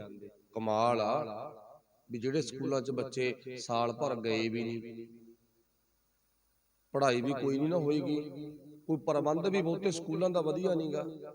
ਚਲੋ ਬਿਰਲੇ ਥਾਵਾਂ ਤੇ ਇਕੱਲਾ ਰੰਗ ਕੀਤਾ, ਵਿੱਚ ਵੱਡੀਆਂ LCD ਟੰਗਤੀਆਂ ਤੇ ਮੂਹਰੇ ਲਿਖਤਾ ਸਮਰਾਟ ਸਕੂਲ, ਮੂਹਰੇ ਲਿਖਤਾ। ਚਲੋ ਮਾਫ ਕਰਨਾ, ਬਿਰਲਿਆਂ ਨੂੰ ਛੱਡ ਕੇ ਪਹਿਲੇ ਨੰਬਰ ਤੇ ਲਿਆਂਦਾ। ਇਹ ਨੀਤੀਆਂ ਨੇਗੀਆਂ। ਤੇ ਟੀਚਰਾਂ ਨੂੰ ਪੁੱਛ ਕੇ ਦੇਖੋ, ਕਹਿੰਦੇ ਸਾਡੇ ਹੱਥ ਤਾਂ ਸਰਕਾਰ ਨੇ ਬੰਨ ਤੇ, ਕੁੱਟਣਾ ਤੁਸੀਂ ਨਹੀਂ, ਪੜ੍ਹਾਉਣਾ ਤੁਸੀਂ ਨਹੀਂ, ਸਮਝੇ ਕੋਈ ਨਾ ਸਮਝੇ, ਸਾਡੀ ਭਾਵ ਸੋਚ ਨੂੰ ਬਿਲਕੁਲ 0 ਪੁਆਇੰਟ ਤੇ ਲਿਆਂਦਾ। ਅੱਛਾ, ਜਿਹੋ ਜਿਹਾ ਕੁਝ ਉੱਥੇ ਗੰਦਮੰਦ ਦੇਖਦੇ ਆ ਬੱਚੇ, ਸੁਣਦੇ ਨੇ ਬੱਚੇ, ਨਾਚ ਤੇ ਜ਼ੋਰ ਆ। 6 ਮਹੀਨਿਆਂ ਦੇ ਵਿੱਚ 2-3 ਪਾਰਟੀਆਂ ਆ ਜਾਂਦੀਆਂ, ਕਿਸੇ ਟੀਚਰ ਦੀ ਰਿਟਾਇਰਮੈਂਟ ਆ ਜਾਂਦੀ ਆ, ਕੋਈ ਸਕੂਲ ਬਦਲਣ ਦਾ ਸਿਸਟਮ ਆ ਜਾਂਦਾ ਹੈਗਾ ਵੀ 10ਵੀਂ ਵਾਲੇ 12ਵੀਂ 'ਚ ਐਂਟਰ ਹੁੰਦੇ ਨੇ, ਇੱਕ ਦੂਜੇ ਦੀਆਂ ਪਾਰਟੀਆਂ ਚੱਲਦੀਆਂ ਨਾ, ਉੱਥੇ ਨੱਚਣ ਗਾਉਣ ਉਹ ਵਾਧੂ ਆ। ਤੇ ਹੁਣ ਸਕੂਲਾਂ ਕਾਲਜਾਂ 'ਚੋਂ ਨਿਕਲਦੇ ਕੀ ਆ, ਜੇ ਸਾਨੂੰ ਪੜ੍ਹਾਇਆ ਸੋਹਣੀ ਸੱਸੀ ਮਹੀਵਾਲ ਹੀਰ ਰਾਂਝੇ ਆ ਨਾ, ਤੇ ਇਹੋ ਜਿਹਾ ਕੁਝ ਨਿਕਲੀ ਜਾਂਦਾ। ਆਪ ਹੀ ਗੌਰ ਕਰਕੇ ਵੇਖ ਲਓ। ਹਾਂ, ਬਿਰਲੇ ਸਕੂਲਾਂ ਨੂੰ ਛੱਡ ਦਿਓ, ਕੁਝ ਜਿੱਥੇ ਦਰਦ ਆ ਨਾ ਉਹਨਾਂ ਨੂੰ ਛੱਡ ਲਓ, ਤੇ ਨਹੀਂ ਤਾਂ ਹੀ ਕੁਝ ਨਿਕਲਦਾ। ਸੋ ਮੈਂ ਮਾਫ ਕਰਨਾ ਵੀ ਜਾਣੀ ਕਿ ਗੱਲ ਸੀ, ਸਾਨੂੰ ਕੱਚੀ ਬਾਣੀ ਨਾਲ ਜੋੜਨ ਤੇ ਕੋਈ ਕਸਰ ਨਹੀਂ ਛੱਡੀ। ਅੱਜ ਵੀ ਪ੍ਰਿਥੀ ਚੰਦ ਦੀ ਔਲਾਦ ਜ਼ੋਰ ਲਾ ਰਹੀ ਆ, ਤੇ ਪਰ ਸਾਨੂੰ ਸਮਝਣ ਦੀ ਲੋੜ ਆ। ਸਾਡੀ ਸੋਚ ਹੰਸ ਵਰਗੀ ਹੋਣੀ ਚਾਹੀਦੀ ਹੈ। ਕੋਈ ਗੱਲ ਨਹੀਂ, ਜਿਹਨੇ ਕੋਈ ਇਦਾਂ ਦਾ ਕਾਰਜ ਕਰਨਾ ਕਰੇ, ਪਰ ਸਾਡੀ ਸੋਚ ਚੰਗੀ ਹੋਵੇ, ਸਾਡੀ ਸੋਚ ਵਧੀਆ ਹੋਵੇ ਨਾ, ਅਸੀਂ ਪਾਰਖੂ ਹੋਈਏ, ਅਸੀਂ ਭੁਲੇਖੇ 'ਚ ਨਾ ਪਈਏ। ਪਰਖ ਦੀ ਗੱਲ ਕਰੀਏ ਆਪਾਂ, ਗੁਰੂ ਅਰਜਨ ਸਾਹਿਬ ਮਹਾਰਾਜ ਜੀ, ਭਾਈ ਗੁਰਦਾਸ ਤੋਂ ਦੇਖੋ, ਭਾਈ ਗੁਰਦਾਸ ਵੀ ਗੁਰੂ ਦਾ ਸਿੱਖ ਆ। ਜੇ ਆਪਾਂ ਸਟੂਡੈਂਟ ਆ ਨਾ ਗੁਰੂ ਦੇ, ਸਿੱਖ ਆ, ਤੇ ਭਾਈ ਗੁਰਦਾਸ ਵੀ ਸਾਡੇ ਵਰਗਾ ਹੀ ਆ, ਪਰ ਫਰਕ ਇੰਨਾ ਕਾ ਉਹ ਚੜ੍ਹਦੀ ਕਲਾ ਵਾਲਾ ਸਿੱਖ। ਕਹਿੰਦੇ ਗੁਰੂ ਅਰਜਨ ਸਾਹਿਬ ਮਹਾਰਾਜ ਬਾਣੀ ਲਿਖਵਾਉਂਦੇ ਵਿੱਚ ਦੀ ਨਾ ਪਰਖ ਕਰਦੇ ਆ ਭਾਈ ਗੁਰਦਾਸ ਦੀ, ਜੋ ਕਿ ਵੇਖਦੇ ਨੇ, ਟੈਸਟ ਕਰਕੇ ਵੇਖਦੇ ਨੇ। ਬਾਣੀ ਬੋਲਦਿਆਂ ਲਿਖਾਉਂਦਿਆਂ ਪਰਖਣ ਲਈ ਗੁਰੂ ਅਰਜਨ ਸਾਹਿਬ ਮਹਾਰਾਜ ਗਲਤ ਬੋਲ ਦਿੰਦੇ ਨੇ, ਕੋਈ ਨਾ ਕੋਈ ਕੱਚੀ ਬਾਣੀ ਦੀ ਤੁਕ ਬੋਲ ਦਿੰਦੇ ਨੇ, ਤੇ ਭਾਈ ਗੁਰਦਾਸ ਜੀ ਦੀ ਕਲਮ ਰੁਕ ਜਾਂਦੀ ਆ। ਤੇ ਗੁਰੂ ਅਰਜਨ ਸਾਹਿਬ ਪੁੱਛਦੇ ਆ, ਪੁੱਤ ਰੁਕ ਗਿਆ, ਕੀ ਗੱਲ? ਮੈਂ ਤਾਂ ਦੇਖ ਅਗਲੀ ਤੁਕ ਵੀ ਪੜ੍ਹਨ ਲਈ ਸ਼ੁਰੂ ਕਰ ਲਈ, ਤੇ ਤੂੰ ਆ ਪਹਿਲੇ ਅੱਖਰ ਨਹੀਂ ਲਿਖੇਗੇ। ਪਾਤਸ਼ਾਹ, ਮੈਨੂੰ ਗੜਬੜ ਲੱਗਦੀ ਹੈ ਮੈਨੂੰ, ਇਹ ਬਾਣੀ ਗੁਰੂ ਨਾਨਕ ਸਾਹਿਬ ਦੇ ਘਰ ਚੋਂ ਨਹੀਂ ਆਈ, ਇਹ ਬਾਣੀ ਨਾ ਗੈਰਾਂ ਦੇ ਘਰ ਚੋਂ ਆਈ ਆ। ਇੰਨੀ ਪਰਖ। ਤੇ ਧੰਨ ਗੁਰੂ ਅਰਜਨ ਦੇਵ ਮਹਾਰਾਜ ਜੀ ਭਾਈ ਗੁਰਦਾਸ ਦਾ ਮੱਥਾ ਚੁੰਮਦੇ ਆ, ਪਿਆਰ ਦਿੰਦੇ ਨੇ, ਸ਼ਾਬਾਸ਼ ਪੁੱਤਰ, ਤੇਰੇ ਵਰਗੇ ਮੈਨੂੰ ਪੁੱਤਰ ਚਾਹੀਦੇ ਆ। ਆਹ ਭਾਈ ਗੁਰਦਾਸ ਦੀ ਸੋਚ ਆ। ਦੇਖੋ ਕਿੰਨੀ ਤਕੜੀ ਸੋਚ ਹੈ ਨਾ। ਅੱਛਾ, ਗੁਰੂ ਅਰਜਨ ਸਾਹਿਬ ਮਹਾਰਾਜ ਕਹਿੰਦੇ ਤੈਨੂੰ ਕੀ ਪਤਾ ਲੱਗ ਜਾਂਦਾ, ਤੈਨੂੰ ਕੀ ਪਤਾ ਲੱਗ ਜਾਂਦਾ ਭਲਾ ਵੀ ਇਹ ਬਾਣੀ ਗੈਰਾਂ ਦੇ ਘਰ ਚੋਂ ਆਈ ਆ ਸਾਡੇ ਘਰ ਚੋਂ ਆਈ ਆ, ਤੈਨੂੰ ਕੀ ਪਤਾ ਲੱਗ ਜਾਂਦਾ? ਗੁਰੂ ਅਰਜਨ ਸਾਹਿਬ ਮਹਾਰਾਜ ਜੀ ਦਾ ਨਾ ਇਸ ਗੱਲ ਦਾ ਜਵਾਬ ਭਾਈ ਗੁਰਦਾਸ ਜੀ ਇਉਂ ਦਿੰਦੇ ਨੇ, ਕਹਿੰਦੇ ਪਾਤਸ਼ਾਹ, ਉਹ ਘਰ ਵਾਲੀ ਸੁਹਾਗਣ ਭੈਣ ਕਾਦੀ ਸੁਚੱਜੀ ਪਤਨੀ ਆ, ਕਾਦੀ ਸੁਚੱਜੀ ਪਤਨੀ ਆ, ਜਿਹੜੀ ਭੈਣ ਨੂੰ 1000 ਦੇ ਇਕੱਠ ਚੋਂ, ਜਾਨੀ ਕਿ ਵੱਡੇ ਇਕੱਠ ਦੇ ਵਿੱਚੋਂ ਆਪਣੇ ਪਤੀ ਦੀ ਆਵਾਜ਼ ਦੀ ਪਰਖ ਨਾ ਆਵੇ, ਉਹ ਕਾਦੀ ਪਤਨੀ ਆ? ਤੇ ਗੱਲ ਵੀ ਸਹੀ ਆ। 1000 ਬੰਦੇ ਦਾ ਯਾਨੀ ਕਿ ਵੱਧ ਬੰਦੇ ਦਾ ਇਕੱਠ ਹੋਵੇ, ਵਿਚਾਲੇ ਪਰਦਾ ਪਾਇਆ ਹੋਵੇ, ਕੱਲੇ ਕੱਲੇ ਬੰਦੇ ਨੂੰ ਬੁਲਾਈ ਚੱਲੋ, ਤੇ ਇੱਧਰ ਖੜੀ ਹੋਵੇ ਪਤਨੀ, ਤੇ ਪਤਨੀ ਨੂੰ ਪੁੱਛੋ ਭੈਣੇ ਆ ਤੇਰਾ ਪਤੀ ਆ? ਉਹ ਕਹਿੰਦੀ ਨਾ, ਸਿਆਣੀ ਪਤਨੀ। ਦੂਜੇ ਨੂੰ ਬੁਲਾ ਦੋ, ਭੈਣੇ ਆ ਵੀ ਤੇਰਾ ਪਤੀ ਆ? ਉਹ ਕਹਿੰਦੀ ਨਾ। ਤੀਜੇ ਨੂੰ ਬੁਲਾ ਦੋ, ਕਹਿੰਦੇ ਆ ਪਤੀ ਆ ਤੇਰਾ? ਨਾ। ਚੌਥਾ, ਪੰਜਵਾਂ, ਛੇਵਾਂ, 10ਵਾਂ, 12ਵਾਂ, ਹਾਂਜੀ 51 52 ਨੰਬਰ ਤੇ ਨੰਬਰ ਪਹੁੰਚ ਗਿਆ। ਸਾਰੇ ਭੈਣ ਨੇ ਰਿਜੈਕਟ ਕਰਦੇ, ਮੇਰਾ ਪਤੀ ਤਾਂ ਹੈ ਹੀ ਨਹੀਂ ਇਹ। ਫਿਰ ਆਵਾਜ਼ ਆਉਂਦੀ ਆ ਗਈ ਨਾ ਵੱਡੀ ਗਿਣਤੀ ਜਾ ਕੇ ਆਵਾਜ਼। ਹੁਣ ਭੈਣ ਨੇ ਆਵਾਜ਼ ਦਿੱਤੀ ਹੈ, ਕਹਿੰਦੀ ਹਾਂ ਆ ਮੇਰਾ ਪਤੀ ਆ। ਹਜ਼ਾਰਾਂ ਚੋਂ ਨਾ ਕੱਲੇ ਕੱਲੇ ਵਿਅਕਤੀ ਬੋਲੀ ਗਏ, ਸਿਆਣੀ ਪਤਨੀ ਜਵਾਬ ਦੇ ਗਈ ਨਾ ਨਾ, ਤੇ ਹੁਣ ਹਾਂ ਕਹੀ ਆ, ਕਹਿੰਦੀ ਆ ਮੇਰਾ ਪਤੀ ਆ। ਭਾਈ ਗੁਰਦਾਸ ਜੀ ਕਹਿੰਦਾ ਪਾਤਸ਼ਾਹ ਜੇ ਆਪਾਂ ਨੂੰ ਮਾਲਕ ਦੀ ਬਾਣੀ ਦੀ ਆਵਾਜ਼ ਦੀ ਪਰਖ ਨਾ ਆਈ, ਅਸੀਂ ਕਾਹਦੇ ਸਿੱਖ ਹਾਂ? ਇੱਕ ਥੋੜਾ ਹੋਰ ਨਿਰਣਾ ਲੈ ਕੇ ਵੇਖੋ। ਦੇਖੋ ਇਤਿਹਾਸ ਸੁਣਨਾ ਇੱਕ ਕਹਾਣੀ ਤੌਰ ਤੇ ਨਾ ਸਾਨੂੰ ਬੜਾ ਕੰਨ ਰਸ ਮਿਲਦਾ, ਬਹੁਤ ਮਿਲਦਾ ਹੈਗਾ। ਪਰ ਇੱਕ ਗੱਲ ਦੇਖੋ ਵੀ ਜਿਹੜੀ ਪਰਖ ਵਾਲੀ ਗੱਲ ਆ, ਉਹ ਦੇਖੋ ਗੱਲਾਂ ਹੋ ਰਹੀਆਂ ਨੇ ਪੰਜਵੇਂ ਪਾਤਸ਼ਾਹ ਤੇ ਭਾਈ ਗੁਰਦਾਸ ਦੇ ਵਿੱਚ, ਤੋ ਸਿੱਖਿਆ ਸਾਨੂੰ ਅੱਜ ਦਿੰਦੀ ਆ। ਉਦੋਂ ਦੀ ਗੱਲ ਹੈ ਨਾ 1604 ਤੋਂ ਲੈ ਕੇ 6 ਦੀਆਂ ਗੱਲਾਂ, 1604 ਤੋਂ ਲੈ ਕੇ 6 ਦੀਆਂ ਗੱਲਾਂ ਸਾਨੂੰ ਅੱਜ ਸਿੱਖਿਆ ਦੇ ਰਹੀਆਂ ਨੇ। ਗੁਰੂ ਅਰਜਨ ਸਾਹਿਬ ਮਹਾਰਾਜ ਤੇ ਨਾ ਭਾਈ ਗੁਰਦਾਸ ਜੀ ਆਪਸ ਵਿੱਚ ਲਿਖਦੇ ਲਿਖਦੇ ਬਾਣੀ ਗੱਲੀ ਪੈ ਜਾਂਦੇ ਨੇ, ਤੇ ਸਾਨੂੰ ਸਿੱਖਿਆ ਅੱਜ ਮਿਲਦੀ ਆ ਵੀ ਸਿੱਖ ਦੀ ਆਹ ਭਾਵਨਾ ਹੋਣੀ ਚਾਹੀਦੀ ਆ। ਜਿਹੜੇ ਸਿੱਖ ਨੇ ਗੁਰੂ ਦੀ ਬਾਣੀ ਦੀ ਪਰਖ ਹੀ ਨਹੀਂ ਕੀਤੀ, ਉਹ ਸਿੱਖ ਕਾਹਦਾ? ਇਹ ਗੱਲ ਕਿਹਨੇ ਕਹੀ ਸੀ? ਭਾਈ ਗੁਰਦਾਸ ਨੇ। ਪਾਤਸ਼ਾਹ ਤੇਰੀ ਆਵਾਜ਼ ਹੋਵੇ, ਤੇਰਾ ਸ਼ਬਦ ਹੋਵੇ, ਤੇਰੀ ਬੋਲੀ ਹੋਵੇ, ਤੇ ਮੈਨੂੰ ਪਰਖ ਨਾ ਹੋਵੇ, ਤੇ ਮੈਂ ਸਿੱਖ ਕਾਹਦਾ? ਭਾਈ ਗੁਰਦਾਸ ਨੇ ਕਿਹਾ ਤਾਂ ਆਪਣੇ ਆਪ ਨੂੰ ਸੀ ਨਾ, ਤੇ ਸਿੱਖਿਆ ਸਾਨੂੰ ਦਿੱਤੀ ਆ। ਤੇ ਅੱਜ ਸਾਨੂੰ ਪਤਾ ਹੀ ਨਹੀਂ ਲੱਗਦਾ। ਇੱਥੇ ਉਹ ਬੋਲਦਾ ਤਾਂ ਮੈਂ ਹੀ ਹੁੰਦਾ ਨਾ, ਆ ਵਗ ਜਾਓ ਭਾਈ ਫਲਾਣੇ ਥਾਂ, ਉੱਥੇ ਰਮਾਇਣ ਦਾ ਪਾਠ ਚੱਲਦਾ, ਅਸੀਂ ਚੱਕਦੇ ਡੋਲੂ ਵਗ ਜਾਂਦੇ। ਪਰਖ ਹੀ ਨਹੀਂ ਹੈ। ਜੇ ਪਰਖਾ ਦੱਸੋ, ਗਾਤਰੇ ਉੱਤੋਂ ਦੀ ਆ, ਦਸਤਾਰਾਂ ਬੰਨੀਆਂ ਨੇ, ਨੀਲੀਆਂ ਪੱਗਾਂ ਬੰਨੀਆਂ, ਚੌੜੇ ਹੋਏ ਤੁਰੇ ਜਾਂਦੇ ਆ, ਤੇ ਕੀ ਕਹਿੰਦੇ ਆ? ਨਹੀਂ ਜੀ ਮੂੰਹ ਮਲਾਜਾ ਤਾਂ ਰੱਖਣਾ ਹੀ ਪੈਂਦਾ। ਫਿਰ ਭਾਈ ਗੁਰਦਾਸ ਵਰਗੇ ਕਮਲੇ ਸੀਗੇ? ਸੋਚਣ ਵਾਲੀ ਗੱਲ ਆ। ਬਾਬਾ ਬੁੱਢਾ ਜੀ ਵਰਗੇ ਕਮਲੇ ਸੀ? ਇੱਕ ਦਾ ਪੱਲਾ ਛੱਡਿਆ ਦੂਜੇ ਦੇ ਕੋਲੇ ਗਏ ਨਹੀਂ, ਕਹਿੰਦੇ ਲੋੜ ਹੀ ਨਹੀਂ ਸਾਨੂੰ, ਕਹਿੰਦੇ ਤੈਨੂੰ ਲੋੜ ਆ ਤੂੰ ਆ ਜੀ ਸਾਡੇ, ਅਸੀਂ ਤੇਰੇ ਕੋਲੇ ਨਹੀਂ ਆਉਣਾ, ਗੱਲ ਖਤਮ ਬਸ। ਹਾਂ ਇਧਰੋਂ ਪਾਸਾ ਵੱਟ ਕੇ ਤੂੰ ਇਧਰਲੇ ਪਾਸੇ ਖੜ ਕੇ ਸਾਨੂੰ ਆਵਾਜ਼ ਮਾਰ ਲਾ, ਅਸੀਂ ਤੈਨੂੰ ਮਿਲਣ ਆ ਜਾਾਂਗੇ ਭਰਾਵਾ, ਕੋਈ ਗੱਲ ਨਹੀਂ ਆ ਜਾਾਂਗੇ। ਤੇ ਨਾਲ ਉਦਾਹਰਨ ਕੀ ਦਿੰਨੇ ਅਸੀਂ? ਉੱਥੇ ਤਾਂ ਸਾਡੇ ਪਿੰਡ ਦਾ ਫਲਾਨਾ ਸਿਉਂ ਵੀ ਵਗ ਗਿਆ ਸੀ, ਕੋਈ ਲੀਡਰ ਨਾ ਆਪੇ ਤੁਸੀਂ ਐਡ ਕਰ ਲਿਓ ਵਿੱਚ, ਲੀਡਰ ਵਗ ਗਿਆ ਸੀਗਾ। ਲੀਡਰਾਂ ਨੇ ਤਾਂ ਵੋਟਾਂ ਲੈਣੀਆਂ, ਤਾਂ ਜਿੱਥੇ ਮਰਜ਼ੀ ਲੈ ਜਾ, ਅਗਲਿਆਂ ਨੂੰ ਜਿੱਥੇ ਮਰਜ਼ੀ ਲੈ ਜਾ। ਹੁਣ ਉਹਨਾਂ ਕਰਕੇ ਅਸੀਂ ਗੁਰੂ ਦਾ ਪੱਲਾ ਥੋੜੀ ਛੱਡਣਾਗਾ, ਪਰ ਗੁਰੂ ਦਾ ਪੱਲਾ ਪਕੜ ਗਏ ਬਸ। ਗੁਰੂ ਪਾਤਸ਼ਾਹ ਕਿਰਪਾ ਕਰਨ। ਇੱਥੇ ਭਾਈ ਗੁਰਦਾਸ ਨੇ ਕੱਚੀ ਬਾਣੀ ਸੁਣ ਕੇ ਆਪਣੀ ਕਲਮ ਰੋਕ ਲੈਂਦੇ ਸੀ, ਇਹ ਮੇਰੇ ਮਾਲਕ ਦੀ ਬਾਣੀ ਨਹੀਂ ਹੈ। ਪੰਜਵੇਂ ਪਾਤਸ਼ਾਹ ਕਹਿੰਦੇ ਕਿਉਂ ਰੁਕ ਗਿਆ? ਪਰ ਭਾਈ ਗੁਰਦਾਸ ਜੀ ਕਹਿੰਦੇ ਸੀ ਪਾਤਸ਼ਾਹ ਇਹ ਤੇਰੀ ਬਾਣੀ ਨਹੀਂ, ਨਾਨਕ ਦੇ ਘਰ ਚੋਂ ਨਹੀਂ, ਇਹ ਗੈਰਾਂ ਦੇ ਘਰ ਚੋਂ ਆਈ ਆ। ਉਹ ਗੈਰਾਂ ਦੇ ਘਰ ਚੋਂ ਆਈ ਬਾਣੀ ਕਿਹੜੀ ਸੀ? ਨਾਨਕ ਨਾਮ ਵਾਹਿਗੁਰੂ ਨਾਮ ਤੁਮਾਰੀ ਨਾਨਕਾ ਚੜੀ ਰਹੇ ਦਿਨ। ਇਹ ਬਾਬੇ ਨਾਨਕ ਦੀ ਬਾਣੀ ਨਹੀਂ। ਪਰ ਹਰ ਜੀ ਨੇ ਜਾਣੀ ਕਿ ਪਿਰਥੀ ਚੰਦ ਦੇ ਪੋਤੇ ਨੇ ਨਾਨਕ ਦਾ ਨਾਮ ਵਰਤ ਕੇ ਬਾਣੀ ਲਿਖੀ ਸੀ। ਤਾਂਹੀਓ ਪੰਜਵੇਂ ਪਾਤਸ਼ਾਹ ਨੇ ਆਪਣੇ ਪੁੱਤ ਦੇ ਜਵਾਨ ਹੋਣ ਤੋਂ ਪਹਿਲਾਂ ਗੁਰੂ ਗ੍ਰੰਥ ਸਾਹਿਬ 30 ਰਾਗਾਂ ਦੇ ਵਿੱਚ ਤਿਆਰ ਕਰਵਾਤਾ ਸੀਗਾ। ਕਿਉਂਕਿ ਇੱਕ ਅੰਦਾਜ਼ੇ ਆਪਾਂ ਹੀ ਲਾਉਣੇ ਹੁੰਦੇ ਨੇ। ਇਧਰਲੇ ਪਾਸੇ ਲੈਣ ਪਿਰਥੀ ਚੰਦ ਗੁਰੂ ਅਰਜਨ ਦੇਵ ਮਹਾਰਾਜ ਦਾ ਵੱਡਾ ਭਰਾ, ਇੱਕ ਤਾਂ ਉਮਰ 'ਚ ਵੱਡਾ ਹੋ ਗਿਆ, ਇੱਕ ਪਿਰਥੀ ਚੰਦ ਦੇ ਘਰੇ ਔਲਾਦ ਪਹਿਲਾਂ ਹੋ ਗਈ ਤੇ ਉਹ ਪੋਤੇ ਵਾਲਾ ਹੋ ਗਿਆ। ਲੈਣ ਬਣ ਗਈ ਨਾ, ਪੁੱਤ ਪੋਤਾ ਪਹਿਲਾਂ ਆ ਗਏ।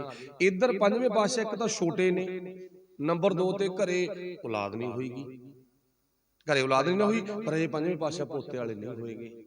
ਤੇ ਇਧਰਲੇ ਪਾਸੇ ਲੈਣ ਤੇਜ ਬਣ ਗਈ, ਤਿੱਖੀ ਬਣ ਗਈ। ਇਧਰਲਿਆਂ ਨੇ ਨਾਨਕ ਨਾਮ ਵਰਤ ਕੇ ਕੱਚੀ ਬਾਣੀ ਸ਼ੁਰੂ ਕਰਤੀ ਤੇ ਕਿਹਾ ਕਿ ਸੀ ਸਾਡੀ ਬਾਣੀ ਵਿੱਚ ਪਵਾਓ। ਗੁਰੂ ਸਾਹਿਬ ਕਹਿੰਦੇ ਹੋ ਨਹੀਂ ਸਕਦਾ, ਇਹ ਹੋ ਨਹੀਂ ਸਕਦਾ। ਪਹਿਲਾਂ ਗੁਰੂ ਸਾਹਿਬ ਨੇ ਕੰਮ ਸੰਭਾਲ ਲਿਆ ਸੀਗਾ। ਇਹ ਗੁਰੂ ਪਾਤਸ਼ਾਹ ਦੀ ਤੀਖਣ ਬੁੱਧੀ ਆ। ਤੇ ਜਹਾਂਗੀਰ ਨੇ ਵੀ ਸੁਨੇਹਾ ਭੇਜਤਾ ਸਾਡੀ ਬਾਣੀ ਵਿੱਚ ਪਵਾਓ। ਉਹ ਆਪਾਂ ਨੂੰ ਬਾਅਦ ਚ ਪਤਾ ਲੱਗੂਗਾ ਵੀ ਪੰਜਵੇਂ ਪਾਤਸ਼ਾਹ ਦੀ ਸ਼ਹਾਦਤ ਦਾ ਕਾਰਨ ਸਾਡੀ ਬਾਣੀ ਵਿੱਚ ਪਵਾਓ ਨਾ।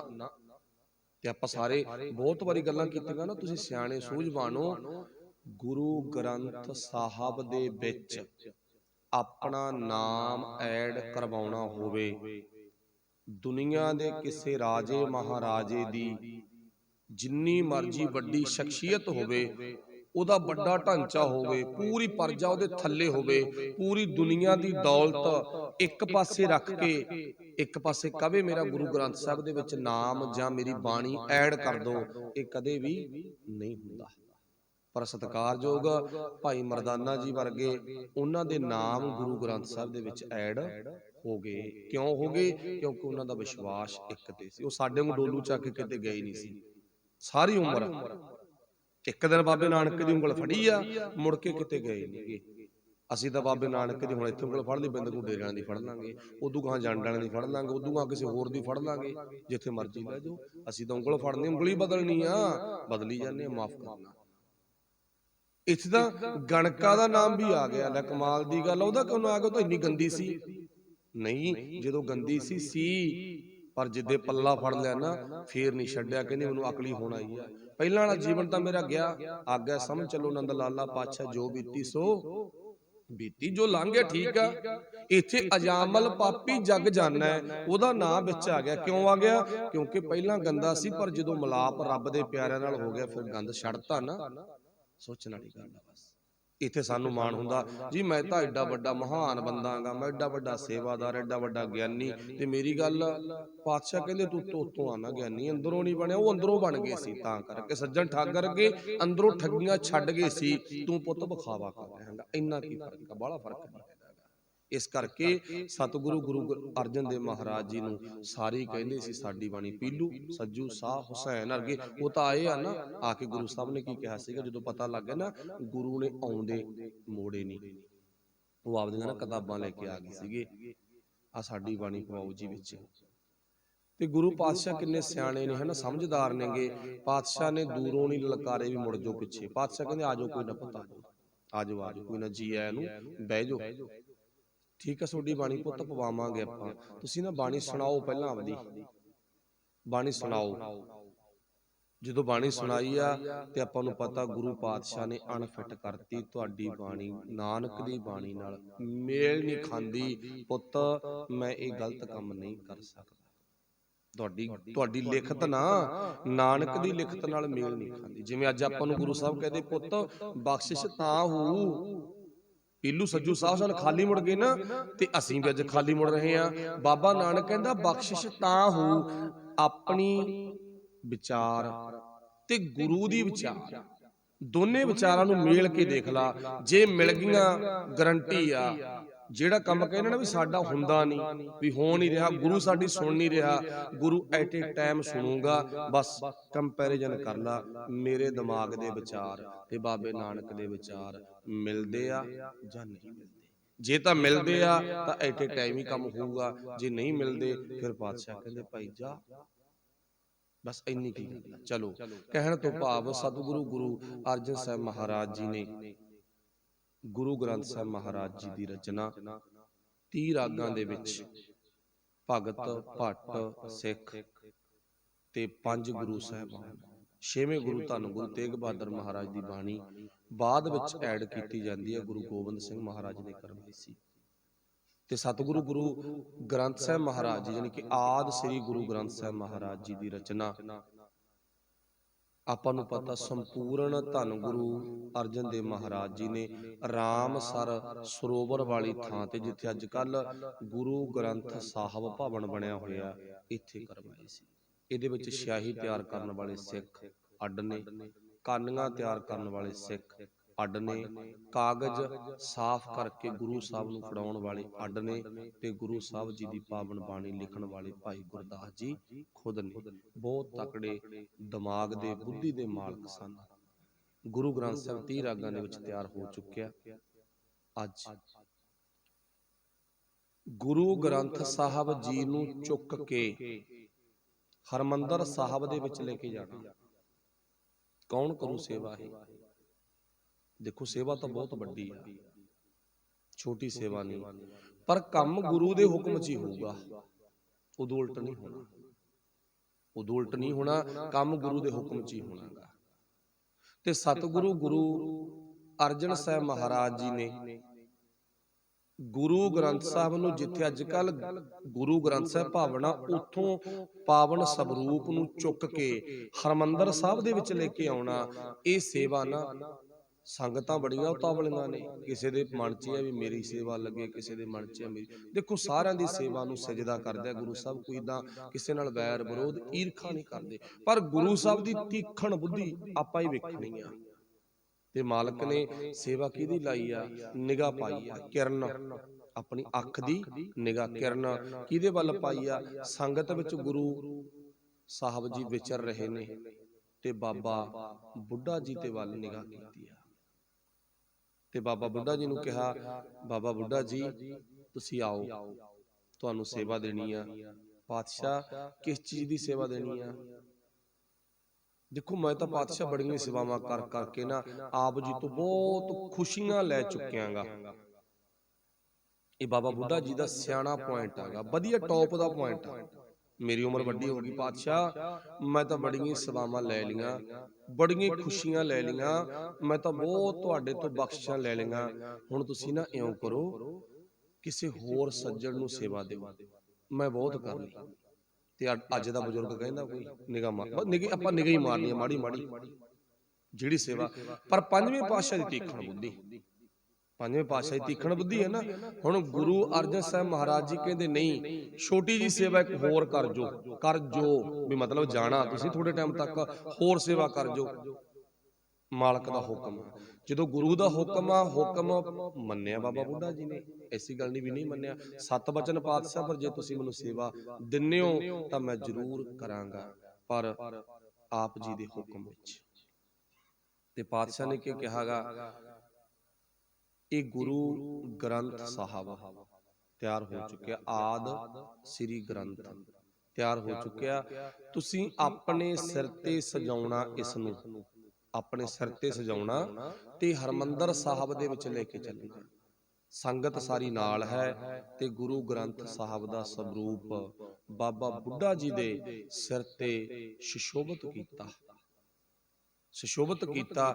ਇਸ ਵਿਚਾਰ ਨੂੰ ਇੱਥੇ ਵਿਦਵਾਨ ਲਿਖਦੇ ਨੇ, ਕਈ ਘੰਟਿਆਂ ਬਾਅਦ ਗੁਰੂ ਗ੍ਰੰਥ ਸਾਹਿਬ ਦੀ ਪੂਰੀ ਰਚਨਾ ਕਰਨ ਤੋਂ ਬਾਅਦ ਨਾ, ਕਈ ਘੰਟਿਆਂ ਬਾਅਦ ਬਾਬਾ ਬੁੱਢਾ ਜੀ ਤੇ ਨਿਗਾਹ ਪਾਈ ਆ, ਕਈ ਘੰਟਿਆਂ ਬਾਅਦ। ਚਲੋ ਕਿਸੇ ਨੇ 12, ਕਿਸੇ ਨੇ 18, ਕਿਸੇ ਨੇ 24, ਕਿਸੇ ਨੇ 48, ਉਹ ਅਲੱਗ-ਅਲੱਗ ਮਤ ਹੁੰਦੇ ਨੇ, ਉਹਦੇ ਚੱਕਰ 'ਚ ਨਹੀਂ ਆਪਾਂ ਪੈਣਾ। ਕਾਫੀ ਟਾਈਮ ਬਾਅਦ, ਜਾਨੀ ਕਿ ਆਪਣੇ ਦਿਮਾਗ ਦੇ ਨਾਲ ਬਹੁਤ ਜ਼ਿਆਦਾ ਰਾਏ ਕਰਕੇ ਗੁਰੂ ਸਾਹਿਬ ਨੇ ਚੋਣ ਕੀਤੀ ਆ ਵੀ ਗੁਰੂ ਗ੍ਰੰਥ ਸਾਹਿਬ ਦੀ ਸੇਵਾ ਸੰਭਾਲ ਦੇ ਲਈ ਕਿਹਨੂੰ ਚੁਣਨਗੇ।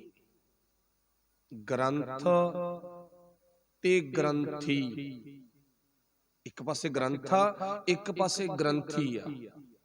ਗ੍ਰੰਥ ਦੀ ਪੜਚੋਲ ਕਰਨ ਵਾਲਾ ਗ੍ਰੰਥੀ, ਗ੍ਰੰਥੀ ਗ੍ਰੰਥ ਦੀ ਪੜਚੋਲ ਕਰਨ ਵਾਲਾ। ਕਿਹਦੀ ਡਿਊਟੀ ਲਾਈਏ?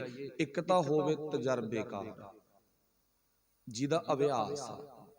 ਹੁਣ ਬਾਬੇ ਬੁੱਢੇ ਨਾਲ ਦਾ ਅਭਿਆਸ ਤਾਂ ਸ਼ਾਇਦ ਮਾਫ ਕਰਨਾ, ਭਾਈ ਗੁਰਦਾਸ ਵਰਗੇ ਵਿਦਵਾਨ ਬਹੁਤ ਨੇ, ਚੜ੍ਹਦੀ ਜ਼ੁਬਾਨੀ ਆ ਉਹਨਾਂ ਤੇ, ਪਰ ਤਜਰਬਾ ਤਾਂ ਬਾਬੇ ਬੁੱਢੇ ਦੀ ਜ਼ਿਆਦਾ, ਤਜਰਬਾ ਤਾਂ ਉਹਨਾਂ ਹੀ ਬਹੁਤ ਆ ਨਾ। ਨੰਬਰ 2 ਤੇ ਗੁਰੂ ਦੀ ਗੋਦ 'ਚ, ਜਾਣੀ ਕਿ ਗੁਰੂ ਕੀ ਤਾਬਿਆਂ ਦੇ ਵਿੱਚ, ਗੁਰੂ ਕੀ ਤਾਬਿਆਂ ਦੇ ਵਿੱਚ ਫਿਰ ਚਿੱਟੇ ਦਾੜੇ ਵਾਲਾ ਬੈਠਾ ਸੋਹਣਾ ਲੱਗਦਾ।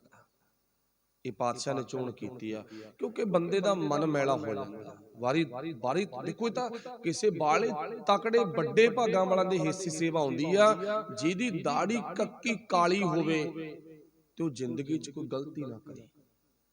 ਇਹ ਤਾਂ ਕਿਸੇ ਵਿਰਲੇ ਦੇ ਹਿੱਸੇ ਸੇਵਾ ਹੁੰਦੀ ਆ। ਨਹੀਂ ਮਾਫ ਕਰਨਾ, ਹਰ ਇੱਕ ਨੂੰ ਚੈੱਕ ਕਰਕੇ ਵੇਖੋ, ਚੜ੍ਹਦੀ ਜਵਾਨੀ 'ਚ ਹਰ ਨੇ ਮਾੜਾ ਕੰਮ ਕੀਤਾ, ਨਹੀਂ ਕੀਤਾ ਸੋਚ ਬਣੀ ਆ, ਪਰ ਮਾੜਾ ਕੰਮ ਕਰਨ ਦੀ ਮਤਲਬ ਕੋਈ ਟਾਈਮ ਨਹੀਂ ਮਿਲਿਆ ਅਗਲੇ ਨੂੰ। ਗਲਤ ਕੰਮ ਕਰਨ ਦਾ ਨਾ ਸਮਾਂ ਨਹੀਂ ਮਿਲਿਆ, ਉਮਰ ਲੰਘ ਗਈ, ਪਰ ਮਾੜੇ ਕੰਮ ਕਰਨ ਦੀ ਸੋਚ ਬਣੀ ਜ਼ਰੂਰ ਸੀ। ਪਰ ਇਹ ਤਾਂ ਬਾਬਾ ਬੁੱਢਾ ਜੀ ਵਰਗੇ ਨੇ ਜਿਨ੍ਹਾਂ ਦੇ ਦਿਮਾਗ ਦੇ ਵਿੱਚ ਮਾੜਾ ਫੁਰਨਾ ਵੀ ਨਹੀਂ ਬਣਿਆ, ਉਹ ਚੁਣੇ ਆ। ਗੁਰੂ ਅਰਜਨ ਸਾਹਿਬ ਮਹਾਰਾਜ ਨੇ ਉਹਨਾਂ ਨੂੰ ਚੁਣਿਆ ਜਿਹਦੇ ਦਿਮਾਗ 'ਚ ਫੁਰਨਾ ਵੀ ਨਹੀਂ ਬਣਿਆਗਾ। ਇੱਥੇ ਦੇਖੋ ਕਿੱਡਾ ਤਕੜਾ ਪੁਆਇੰਟ ਹੈ। ਜਿਹਦਾ ਅਭਿਆਸ ਹੋਵੇ, ਤਜਰਬਾ ਹੋਵੇ, ਸੋਚ ਬੜੀ ਪਾਕ ਤੇ ਪਵਿੱਤਰ ਹੋਵੇ, ਤੇ ਗੁਰੂ ਦੀ ਤਾਬਿਆ ਵਿੱਚ, ਗੁਰੂ ਵੀ ਸਾਡਾ ਸਿਆਣਾ ਨਾ, ਤੇ ਗੁਰੂ ਦੀ ਤਾਬਿਆ ਵਿੱਚ ਇੱਕ ਬਹੁਤ ਭਲਾ ਮਾਨਸ ਜੀਵ ਚਾਹੀਦਾ, ਚੰਗੀ ਬੁੱਧੀ ਵਾਲਾ। ਫਿਰ ਬਾਬਾ ਬੁੱਢਾ ਜੀ ਨੂੰ ਚੁਣਿਆ। ਪਾਤਸ਼ਾਹ ਨੇ ਬਾਬਾ ਬੁੱਢਾ ਜੀ ਦੀ ਚੋਣ ਕੀਤੀ ਹੈ। ਕਿੰਨੀ ਉਮਰ ਆ ਬਾਬਾ ਬੁੱਢਾ ਜੀ ਦੀ? 98 ਸਾਲ ਦੀ। ਦੇਖੋ, ਸਾਹਿਬ ਸ੍ਰੀ ਗੁਰੂ ਗ੍ਰੰਥ ਸਾਹਿਬ ਮਹਾਰਾਜ ਜੀ ਦੇ ਜੇ ਵੇਟ ਦੀ ਗੱਲ ਕਰੀਏ ਨਾ, ਵਜਨ ਦੀ, ਅੱਜ ਵੀ ਕਾਫੀ ਵਜਨ ਆ, ਹਾਲਾਂਕਿ ਮਸ਼ੀਨੀ ਲਿਖਾਈ ਆ, ਤੇ ਜਿਹੜੀ ਹੱਥ ਦੀ ਲਿਖਤ ਆ ਨਾ, ਤੇ ਉਹਦਾ ਆਪਾਂ ਨੂੰ ਪਤਾ ਬਹੁਤ ਵੱਡਾ ਗ੍ਰੰਥ ਹੈਗਾ। ਤੇ ਅੱਜ ਵੀ ਦਰਬਾਰ ਸਾਹਿਬ ਦੀ ਵਿਚਾਲੜੀ ਮੰਜ਼ਲ ਤੇ ਹੱਥ ਲਿਖਤ ਸਵਰੂਪ ਆ, ਜਿਹਦੇ ਪਾਠ ਚੱਲ ਰਹੇ ਨੇ। ਆਪਾਂ ਜਦੋਂ ਜਾਂਦੇ ਆ, ਦਰਸ਼ਨ ਕਰਕੇ ਆਉਨੇ ਆ, ਤੇ ਦੇਖੋ ਆਕਾਰ ਕਿੱਡਾ ਵੱਡਾ ਉਸ ਪਾਵਨ ਸਵਰੂਪ ਦਾ, ਕਿੱਡਾ ਵੱਡਾ ਆਕਾਰ ਆ। ਤੇ ਵਾਹਿਗੁਰੂ ਭਲਾ ਕਰੇ। ਤੇ 98 ਸਾਲ ਦੀ ਉਮਰ ਵਿੱਚ ਪਾਤਸ਼ਾਹ ਜੀ ਦੇ ਹੱਥ ਲਿਖਤ ਬੀੜ ਬਾਬਾ ਬੁੱਢਾ ਜੀ ਦੇ ਸਿਰ ਤੇ ਧਰੀ, 98 ਸਾਲ ਦੀ ਉਮਰ ਚ। ਤੇ ਅੱਜ 98 ਸਾਲ ਦੇ ਬਜ਼ੁਰਗ ਕਿੱਥੇ ਨੇ? ਨਿਗਾਹ ਮਾਰ ਕੇ ਦੇਖੋ। ਹਾਂ, ਸਿੱਖੀ ਆਪਾਂ, ਐਸੀ ਗੱਲ ਨਹੀਂ ਵੀ ਅਸੀਂ ਬਾਬਾ ਬੁੱਢਾ ਜੀ ਦੀ ਅੰਸ਼ ਤੋਂ ਪਾਸੇ ਆ, ਨਾ, ਬਾਬਾ ਬੁੱਢਾ ਜੀ ਦੀ ਅੰਸ਼ ਚੋਂ ਹੀ ਆ, ਗੁਰੂ ਦੀ ਅੰਸ਼ ਚੋਂ ਪਾਸੇ ਆ ਨਾ, ਗੁਰੂ ਦੀ ਅੰਸ਼ ਚੋਂ ਹੀ ਆ। ਪਰ ਸੋਚਣ ਵਾਲੀ ਗੱਲ ਆ, ਬਾਬਾ ਬੁੱਢਾ ਜੀ ਦੀ 98 ਸਾਲ ਦੀ ਉਮਰ ਆ, ਤੇ ਉਹਨਾਂ ਦੇ ਹੱਥ ਗੁਰੂ ਗ੍ਰੰਥ ਸਾਹਿਬ ਮਹਾਰਾਜ ਜੀ ਦੇ ਪੰਨਿਆਂ ਨੂੰ ਪੈ ਗਏ। ਪੰਨਿਆਂ ਨੂੰ ਪੈ ਗਏ ਨਾ, ਇਦਾਂ ਐਂ ਪਾਏ ਨਾ ਹੱਥ ਤਾਂ ਹੁਣ। ਤੇ ਸਾਡੇ ਬਾਬੇ ਦੇ ਹੱਥ ਕਾਸ ਨੂੰ ਪੈਂਦੇ ਨੇ? ਤਾਂਸ ਦੀਆਂ ਡੱਬੀਆਂ ਨੂੰ। ਕਿਹਾ ਜਾਂਦਾ ਨਾ, ਕਹਿੰਦੇ ਹੁਣ ਤਾਂ ਵਿਹਲੇ ਹੋ ਗਏ, ਤਾਂਸ ਕੁੱਟ ਲੋ, ਲੈ ਕੁੱਟ ਲੋ ਤਾਂਸ। ਇੱਕ ਗੱਲ ਮੈਨੂੰ ਹੋਰ ਵਿੱਚ ਦੀ ਕਹਿਣੀ ਪਊ, ਕਿਉਂਕਿ ਅੱਜ ਸੀਗਾ ਵਕਤ ਵੀ ਅੱਜ ਆਪਾਂ ਇਹ ਪੰਜਵੇਂ ਪਾਤਸ਼ਾਹ ਦੇ ਇਤਿਹਾਸ ਦੀ ਸਮਾਪਤੀ ਕਰ ਦਾਂਗੇ, ਪਰ ਗੱਲਾਂ ਚੋਂ ਗੱਲਾਂ ਨਿਕਲ ਆਉਂਦੀਆਂ। ਤਾਂਸ ਆ ਨਾ, ਜਿਹੜਾ ਤਾਂਸ, ਇਹ ਰਾਜਿਆਂ ਦੀ ਗੇਮ ਆ, ਰਾਜਿਆਂ ਦੀ ਗੇਮ ਆ ਗਈ। ਇਹਦੇ ਵਿੱਚ ਜਿਹੜੀ ਹਾਰ ਜਿੱਤ ਆ, ਉਹ ਬਣੀ ਵੀ ਉਸ ਤਰ੍ਹਾਂ ਦੀ ਹੋਈ ਆ। ਇਉਂ ਕਹ ਲੋ, ਨਸ਼ਈ ਲੋਕਾਂ ਦਾ ਕਿੱਤਾ ਇਹ, ਉਹਨਾਂ ਦੇ ਸੁਗਲ ਨੇਗੇ ਇਹ। ਸਾਡੇ ਘਰਾਂ ਚ ਕਦੋਂ ਆ ਗਿਆ, ਕਿਵੇਂ ਆ ਗਿਆ? ਇਹ ਬੁੱਝਣ ਵਾਲੀ ਗੱਲ ਆ, ਬੁੱਝਣ ਵਾਲੀ ਗੱਲ ਆ ਨਾ। ਅਗਲਿਆਂ ਨੇ ਐਡ ਕਰਤਾ, ਸਾਨੂੰ ਸਿਸਟਮ ਦਾ ਪਤਾ ਨਹੀਂ ਲੱਗਿਆ ਵੀ ਕਦੋਂ ਸਾਡੇ ਚ ਇਹ ਤਾਂਸ ਐਡ ਹੋ ਗਿਆ। ਇੱਕ ਵਿੱਚੋਂ ਦੀ ਹੋਰ ਗੱਲ ਕਹਿ ਦਈਏ, 1604 ਦੇ ਇਰਦ ਗਿਰਦ ਅਕਬਰ ਮਰ ਜਾਂਦਾ। ਉਦੋਂ ਬਾਅਦ ਇਹਦਾ ਪੋਤਾ ਜਾਨੀ ਕਿ ਜਹਾਂਗੀਰ ਗੱਦੀ ਤੇ ਬਹਿ ਜਾਂਦਾ। ਵਾਹਿਗੁਰੂ ਪੁੱਤਰ, ਇਹਦਾ ਪੋਤਾ ਖੁਸਰੋ ਆ। ਤੇ ਅਕਬਰ ਦੀ ਭਾਵਨਾ ਸੀ ਵੀ ਮੈਂ ਆਪਣੇ ਪੋਤੇ ਨੂੰ ਤਖਤ ਤੇ ਬਹਾਉਂਗਾ। ਪੋਤਾ ਸਿਆਣਾ ਸੀ ਖੁਸਰੋ, ਤੇ ਖੁਸਰੋ ਦਾ ਗੁਰੂ ਘਰ ਨਾਲ ਸਨੇਹ ਸੀਗਾ। ਅਕਬਰ ਦੇ ਪੋਤੇ ਦਾ ਨਾ ਗੁਰੂ ਨਾਨਕ ਸਾਹਿਬ ਦੇ ਘਰ ਨਾਲ ਪਿਆਰ ਸੀ। ਤੇ ਪਰ ਜਹਾਂਗੀਰ ਬੜਾ ਕਮਲਾ ਸੀ, ਅਜਾਸੀ ਸੀ, ਨਸ਼ਈ ਸੀ, ਗੰਦਾ ਸੀ। ਤੇ ਗੁਰੂ ਗ੍ਰੰਥ ਸਾਹਿਬ ਦੇ ਵਿੱਚ ਕਿਤੇ ਵੀ ਤੰਬਾਕੂ ਦਾ ਜ਼ਿਕਰ ਨਹੀਂ ਆਉਂਦਾ। ਵੈਸੇ ਮੈਂ ਇਹ ਗੱਲ ਤੁਹਾਨੂੰ ਬੋਲ ਕੇ ਦੱਸ ਦਿੱਤੀ, ਪਰ ਇਹ ਤੇ ਟਿੱਕਾ ਟਿੱਪਣੀ ਨਾ ਕਰੋ। ਜੇ ਵੀ ਆਉਂਦਾ ਨਹੀਂ ਤਾਂ ਫਿਰ ਸਾਨੂੰ ਇਹ ਵਰਤ ਲੈਣਾ ਚਾਹੀਦਾ ਨਾ। ਤੋ ਕੱਲ ਨੂੰ ਇਸ ਗੱਲ ਤੇ ਟਿੱਕਾ ਟਿੱਪਣੀ ਹੋ ਸਕਦੀ ਹੈ ਨਾ, ਨਹੀਂ। ਪਰ ਤੁਹਾਨੂੰ ਇਸ ਗੱਲ ਨੂੰ ਸਮਝਣ ਵਾਸਤੇ ਗੱਲ ਸਮਝ ਲੈਣੀ ਚਾਹੀਦੀ ਆ। ਗੁਰੂ ਗ੍ਰੰਥ ਸਾਹਿਬ ਦੇ 1 ਨੰਬਰ ਤੋਂ ਲੈ ਕੇ 1430 ਨੰਬਰ ਪੰਨੇ ਤੱਕ, ਅੰਗ ਤੱਕ ਤੰਬਾਕੂ ਦਾ ਜ਼ਿਕਰ ਨਹੀਂ ਹੁੰਦਾ। ਭਲਾ ਕਿਉਂ? ਕਿਉਂਕਿ ਨਾ ਗੁਰੂ ਗ੍ਰੰਥ ਸਾਹਿਬ ਮਹਾਰਾਜ ਜੀ ਦਾ ਸਵਰੂਪ 1604 6 ਤੱਕ ਹਰਮੰਦਰ ਸਾਹਿਬ ਦੇ ਵਿੱਚ ਤਿਆਰ ਕਰਵਾ ਕੇ ਪੰਜਵੇਂ ਪਾਤਸ਼ਾਹ ਨੇ ਪ੍ਰਕਾਸ਼ ਕਰਤਾ ਸੀ। ਪਹਿਲੇ ਪਾਤਸ਼ਾਹ ਭਗਤ ਸਾਹਿਬਾਨ, ਪੰਜਵੇਂ ਪਾਤਸ਼ਾਹ ਤੱਕ ਬਾਣੀ ਦੀ ਰਚਨਾ ਹੋਈ ਆ। ਬਾਣੀ ਦੀ ਰਚਨਾ ਹੋਈ ਹੈ ਨਾ, ਕਿਉਂਕਿ ਉਸ ਟਾਈਮ ਦੇ ਵਿੱਚ 1604, 5, 6 ਤੋਂ ਪਹਿਲਾਂ ਦੌਰ ਦੇ ਵਿੱਚ ਸਾਡੀ ਪੰਜਾਬ ਦੀ ਧਰਤੀ ਤੇ ਤੰਬਾਕੂ ਦਾ ਬੀਜ ਹੈ ਹੀ ਨਹੀਂ ਸੀਗਾ। ਜਿਵੇਂ ਆਪਾਂ ਕਹਿ ਦਈਏ ਨਾ ਵੀ ਆ ਫਲਾਨੀ ਆਪਾਂ ਖੇਤੀ ਆਰੰਭ ਕੀਤੀ ਆ, ਇਹ ਫਲਾਨੀ ਵੈਰਾਈਟੀ ਆ, ਤੇ ਇਹ ਵੈਰਾਈਟੀ ਦਾ ਜਿਹੜਾ ਅਸਲੀ ਬੀਜ ਆ ਨਾ, ਇਹ ਤਾਂ ਇੰਗਲੈਂਡ ਤੋਂ ਮੰਗਵਾਇਆ, ਕੈਨੇਡਾ ਤੋਂ ਮੰਗਵਾਇਆ, ਅਮਰੀਕਾ ਤੋਂ ਮੰਗਵਾਇਆ। ਆਪਾਂ ਆਮ ਹੀ ਗੱਲਾਂ ਕਰਦੇ ਆ, ਆਹ ਬੂਟਾ ਤਾਂ ਨਾ ਇਹ ਤਾਂ ਇੰਗਲੈਂਡ ਦੀ ਕਿਸਮ ਆ ਭਾਈ, ਸਾਡੀ ਕਿਸਮ ਥੋੜੀ ਆ। ਧਰਤੀਆਂ ਦੇ ਅੱਡ ਅੱਡ ਰੰਗ ਆ ਨਾ, ਕਿਸੇ ਧਰਤੀ ਤੇ ਕੀ ਹੁੰਦਾ ਤੇ ਕਿਸੇ ਧਰਤੀ ਤੇ ਕੀ ਹੁੰਦਾਗਾ, ਅਲੱਗ-ਅਲੱਗ ਕਿਸਮਾਂ। ਹੁਣ ਮਾਰੂ ਬਾਣਾ 'ਚ ਉਹੋ ਜਿਹਾ ਸਮਾਨ ਬੀਜਿਆ ਜਾਂਦਾ, ਤਕੜੇ ਬਾਣਾ 'ਚ ਉਦਾਂ ਦਾ ਬੀਜਿਆ ਜਾਂਦਾ। ਤੰਬਾਕੂ ਸਾਡੀ ਧਰਤੀ ਤੇ ਨਹੀਂ ਸੀਗਾ, ਤੇ ਜਹਾਂਗੀਰ ਹੋ ਗਿਆ ਸੀ ਬਿਮਾਰ। ਜਹਾਂਗੀਰ ਬਿਮਾਰ ਹੋ ਗਿਆ ਸੀਗਾ, ਕਿਉਂਕਿ ਮਾੜੇ ਕੰਮ ਕਰਨ ਵਾਲਿਆਂ ਨੂੰ ਨਾ ਬਿਮਾਰੀਆਂ ਵੀ ਬਹੁਤ ਭੈੜੀਆਂ ਭੈੜੀਆਂ ਲੱਗਦੀਆਂ ਹੁੰਦੀਆਂ। ਇਹਨੂੰ ਉਹ ਬਿਮਾਰੀ ਲੱਗ ਗਈ ਜਿਹੜੀ ਬਿਮਾਰੀ ਦਾ ਇਲਾਜ ਕੋਈ ਨਹੀਂ। ਨੰਬਰ 2 ਤੇ, ਜੇ ਗੰਦੀ ਬਿਮਾਰੀ ਆ ਤਾਂ ਉਹ ਬਿਮਾਰੀ ਗੰਦੀ ਨੂੰ ਕੱਟਣ ਦੇ ਲਈ ਦਵਾਈਆਂ ਵੀ ਉਨੀਆਂ ਗੰਦੀਆਂ ਵਰਤਣੀਆਂ ਪੈਂਦੀਆਂ ਨੇ, ਉਨੀਆਂ ਗੰਦੀਆਂ ਦਵਾਈਆਂ ਵਰਤਣੀਆਂ ਪੈਂਦੀਆਂ, ਤਿੱਖੀਆਂ ਕਹਿ ਲਓ। ਤੇ ਹੁਣ ਇਹ ਤੰਬਾਕੂ ਆ ਜਿਹੜਾ ਬਹੁਤ ਗੰਦਾ, ਇਹਦਾ ਸੇਵਨ ਆਪਣੀ ਧਰਤੀ ਤੇ ਨਹੀਂ ਸੀ ਕੀਤਾ ਜਾਂਦਾ। ਪਰ ਕੋਈ ਡਾਕਟਰ ਆਇਆ, ਵੈਦ ਆਇਆ, ਉਹ ਕਹਿੰਦਾ ਬਾਹਰੋਂ ਵਿਦੇਸ਼ ਦੀ ਧਰਤੀ ਤੋਂ ਨਾ ਤੁਹਾਨੂੰ ਤੰਬਾਕੂ ਮੰਗਾਉਣਾ ਪੈਣਾ, ਆਹ ਬੀਜ ਮੰਗਾਉਣੇ ਪੈਂਦੇ ਆ। ਇਹ ਬੀਜ ਬਹੁਤ ਗੰਦਾ ਸਿਹਤ ਲਈ, ਸਿਹਤ ਲਈ ਹੈ ਹਾਨੀਕਾਰਕ, ਤੇ ਹੈ ਹਾਨੀਕਾਰਕ, ਪਰ ਇਹਦਾ ਨਾ ਧੂਆਂ ਤੈਨੂੰ ਦੇਣਾ ਪਊਗਾ, ਤੈਨੂੰ ਦੇਣਾ ਪਊ ਤਾਂ ਤੇਰੀ ਬਿਮਾਰੀ ਦਾ ਇਲਾਜ ਹੋਊਗਾ। ਤੇ ਉਸ ਟਾਈਮ ਤੇ ਫਿਰ ਜਹਾਂਗੀਰ ਨੇ ਵਿਦੇਸ਼ੋਂ ਤੰਬਾਕੂ ਮੰਗਵਾਇਆ, ਤੇ ਜਦੋਂ ਉਹ ਗੰਦਾ ਧੂਆਂ ਇਹਨੂੰ ਦਿੱਤਾ ਇਹਦੀ ਬਿਮਾਰੀ ਦਾ ਇਲਾਜ ਕਰਨ ਦੇ ਲਈ, ਤਾਂ ਉਹ ਧੂਆਂ ਚੜ੍ਹਨ ਦੇ ਨਾਲ ਇਹਦੇ ਸਾਰੇ ਨੌਕਰ ਚਾਕਰ ਸਾਰੇ ਫੈਲ ਗਿਆ ਨਾ, ਧੂਆਂ ਸਾਰੇ ਫੈਲ ਗਿਆ। ਤੇ ਉਹ ਧੂਆਂ ਗੰਦਾ ਚੜ੍ਹਨ ਦੇ ਨਾਲ ਇਲਾਜ ਤਾਂ ਇਹਦਾ ਕਰਨਾ, ਧੂਆਂ ਤਾਂ ਹੁਣ ਸਾਰਿਆਂ ਨੂੰ ਚੜੂਗਾ ਨਾ, ਸਾਰਿਆਂ ਨੂੰ ਧੂਆਂ ਚੜ੍ਹਨ ਦੇ ਨਾਲ ਦਸਤ, ਉਲਟੀਆਂ ਲੱਗ ਗਈਆਂ, ਸਾਰੇ ਬਿਮਾਰ ਹੋ ਗਏ। ਸਾਰੇ ਸੋਚਣ ਲੱਗ ਗਏ ਵੀ ਆਪਾਂ ਬਿਮਾਰ ਕਿਉਂ ਹੋ ਗਏ। ਡਾਕਟਰ ਨੇ ਕਿਹਾ, ਕਹਿੰਦਾ ਧੂਆਂ ਬਹੁਤ ਗੰਦਾ ਹੈ, ਬਹੁਤ ਗੰਦਾ, ਪਰ ਗੰਦੀ ਬਿਮਾਰੀ ਦਾ ਇਲਾਜ ਕਰਨ ਦੇ ਲਈ ਗੰਦਾ ਧੂਆਂ ਵਰਤਣਾ ਪੈ ਰਿਹਾ ਹੈਗਾ। ਤੇ ਜਹਾਂਗੀਰ ਨੇ ਮੰਨੀ ਬੇਸ਼ਰਮੀ ਵੀ ਮੈਨੂੰ ਇੰਨੀ ਗੰਦੀ ਬੂਟੀ ਸੁੰਘਾਈ ਗਈ ਆ, ਮੈਂ ਹਉਮਾ ਦੁਨੀਆ ਦਾ ਬਾਦਸ਼ਾਹ, ਇੰਨੀ ਗੰਦੀ ਬੂਟੀ ਦਾ ਸੇਵਨ ਕੀਤਾ, ਮੈਂ ਇੰਨੀ ਗੰਦੀ ਦਾ ਸੇਵਨ ਕੀਤਾ। ਤਾਂ ਉਸ ਨੇ ਉਸ ਟਾਈਮ ਤੇ ਕਾਨੂੰਨ ਹੀ ਬਣਾਤਾ ਸੀ, ਜਿਹੜਾ ਮੇਰੇ ਰਾਜ ਵਿੱਚ ਡਿਊਟੀ ਕਰੂਗਾ ਉਹਨੂੰ ਤੰਬਾਕੂ ਦਾ ਸੇਵਨ ਕਰਨਾ ਪਊਗਾ। ਉਹਨੇ ਉਦੋਂ ਕਾਨੂੰਨ ਬਣਾਤਾ ਸੀਗਾ, ਕਾਨੂੰਨ ਬਣਾਤਾ ਸੀ ਨਾ। ਤੇ ਹੁਣ ਸੋਚ ਕੇ ਦੇਖਿਓ, ਉਦੋਂ ਬਾਅਦ 7 ਦੇ ਵਿੱਚ 1607 ਦੇ ਵਿੱਚ ਆਪਣਾ ਇਹ ਜਹਾਂਗੀਰ ਬਿਮਾਰ ਹੁੰਦਾ, ਤੇ 1607 ਦੇ ਵਿੱਚ ਸਾਡੀ ਹਿੰਦੁਸਤਾਨ ਦੀ ਧਰਤੀ ਤੇ ਇਹਦੇ ਬੀਜ, ਤੰਬਾਕੂ ਦੇ ਬੀਜ ਖਿੱਲਰ ਗਏ ਸੀ ਕਾਨੂੰਨ ਦੇ ਤਹਿਤ। ਤੇ ਉਸ ਤੋਂ ਬਾਅਦ ਅੱਜ ਤੱਕ ਅਸੀਂ ਇਸ ਬਿਮਾਰੀ ਦੇ ਥੱਲੇ ਫਸੇ ਹੋਏ ਆ। ਅੱਜ ਤਾਂ ਬਹੁਤ ਜ਼ੋਰਾਂ ਤੇ ਆ, ਸਾਡੇ ਸਰਦਾਰਾਂ ਦੇ ਕਾਕਿਆਂ ਦੀਆਂ ਜੇਬਾਂ 'ਚ ਤੰਬਾਕੂ ਨਿਕਲਦਾ ਹੈਗਾ, ਹੈਰਾਨੀ ਦੀ ਗੱਲ ਆ। ਸੋਚੋ, ਤਾਈਓ ਇਸ ਗੱਲ ਨੂੰ ਆਪਾਂ ਸਮਝਿਆ ਵੀ ਗੁਰੂ ਗ੍ਰੰਥ ਸਾਹਿਬ ਦੇ ਵਿੱਚ ਇਸ ਗੱਲ ਦਾ ਜ਼ਿਕਰ ਨਹੀਂ ਆਇਆ, ਕਿਉਂਕਿ ਉਸ ਤੋਂ ਪਹਿਲਾਂ ਬੀਜ ਹੈ ਹੀ ਨਹੀਂ ਸੀ ਸਾਡੀ ਧਰਤੀ ਤੇ, 7 ਦੇ ਵਿੱਚ ਆਏ ਨੇ। ਤਾਂ ਧੰਨ ਗੁਰੂ ਗ੍ਰੰਥ ਸਾਹਿਬ ਮਹਾਰਾਜ ਜੀ ਦਾ ਸਰੂਪ ਤਿਆਰ ਕੀਤਾ ਗਿਆ, ਤੇ ਗੁਰੂ ਅਰਜਨ ਸਾਹਿਬ ਮਹਾਰਾਜ ਜੀ ਨੇ ਬਾਬਾ ਬੁੱਢਾ ਜੀ ਦੇ ਸਿਰ ਤੇ ਧਰਿਆ। 98 ਸਾਲ ਦੀ ਉਮਰ ਆ ਬਾਬਾ ਬੁੱਢਾ ਜੀ ਦੀ, 98 ਸਾਲ ਦੀ ਉਮਰ 'ਚ ਬਾਬਾ ਬੁੱਢਾ ਜੀ ਨੇ ਹਰਿਮੰਦਰ ਸਾਹਿਬ ਦੇ ਵਿੱਚ ਸਵਰੂਪ ਲਿਆਂਦਾ। ਪਹਿਲੇ ਹੈੱਡ ਗ੍ਰੰਥੀ ਬਾਬਾ ਬੁੱਢਾ ਜੀ ਨੂੰ ਥਾਪੇ। ਕਾਫੀ ਟਾਈਮ ਤੋਂ ਬਾਅਦ ਸਰਚ ਕੀਤੀ ਵੀ ਗ੍ਰੰਥੀ ਟੌਪ ਦਾ ਹੋਣਾ ਚਾਹੀਦਾ, ਸਾਰੇ ਪੱਖਾਂ ਤੋਂ ਸਹੀ। ਤੇ ਅੱਜ ਦਰਬਾਰ ਸਾਹਿਬ ਤੇ ਕਰੋੜਾਂ ਰੁਪਈਆ, ਬਿਲਡਿੰਗਾਂ ਤੇ ਕਰੋੜਾਂ ਰੁਪਈਆ, ਤੇ ਗ੍ਰੰਥੀ ਰੱਖਣ ਵੇਲੇ ਅੱਜ ਆਪਾਂ ਨੂੰ ਵਾਧੂ ਫੋਨ ਆਉਂਦੇ ਨਾ, ਭਾਈ ਸਾਹਿਬ ਗ੍ਰੰਥੀ ਚਾਹੀਦਾ, ਕਿਹੋ ਜਿਹਾ, ਬਸ 3000 ਰੁਪਈਆ ਮਹੀਨੇ ਦੇ ਦਾਂਗੇ। ਤੇ ਤੈਨੂੰ ਨਾ ਕੀ ਬਣੂ, ਨਰੇਗਾ ਵਾਲੇ 300 ਲੈਂਦੇ ਨੇ, ਨਾਲੇ 8 ਘੰਟੇ ਕੰਮ ਕਰਦੇ ਆ, ਨਾਲੇ ਰਿਜੈਕਟ ਮਾਲ ਆ ਸਾਰਾ, ਜਿਹੜਾ ਕਿਸੇ ਕੰਮ 'ਚ ਨਹੀਂ ਆਉਂਦਾ ਉਹ ਜਾਂਦੇ ਨੇ ਉਧਰ। ਸੋਚੋ ਮਾੜਾ ਜਿਹਾ ਵੀ ਇੱਕ ਜਿਹਦੀ ਡਿਊਟੀ ਇੰਨੀ ਵਧੀਆ, ਉਹਨੇ ਦੁਨੀਆ ਨੂੰ ਸਮਝਾਉਣਾ, ਉਹਦੇ ਵਾਸਤੇ ਕਿੱਥੋਂ ਤੱਕ ਸਾਡੀ ਸੋਚ ਆ, ਤੇ ਇੱਕ ਆਮ ਵਿਅਕਤੀ ਉਹ ਕਿੱਥੇ ਖੜਾਗਾ, ਸੋਚਣ ਵਾਲੀ ਗੱਲ ਆ।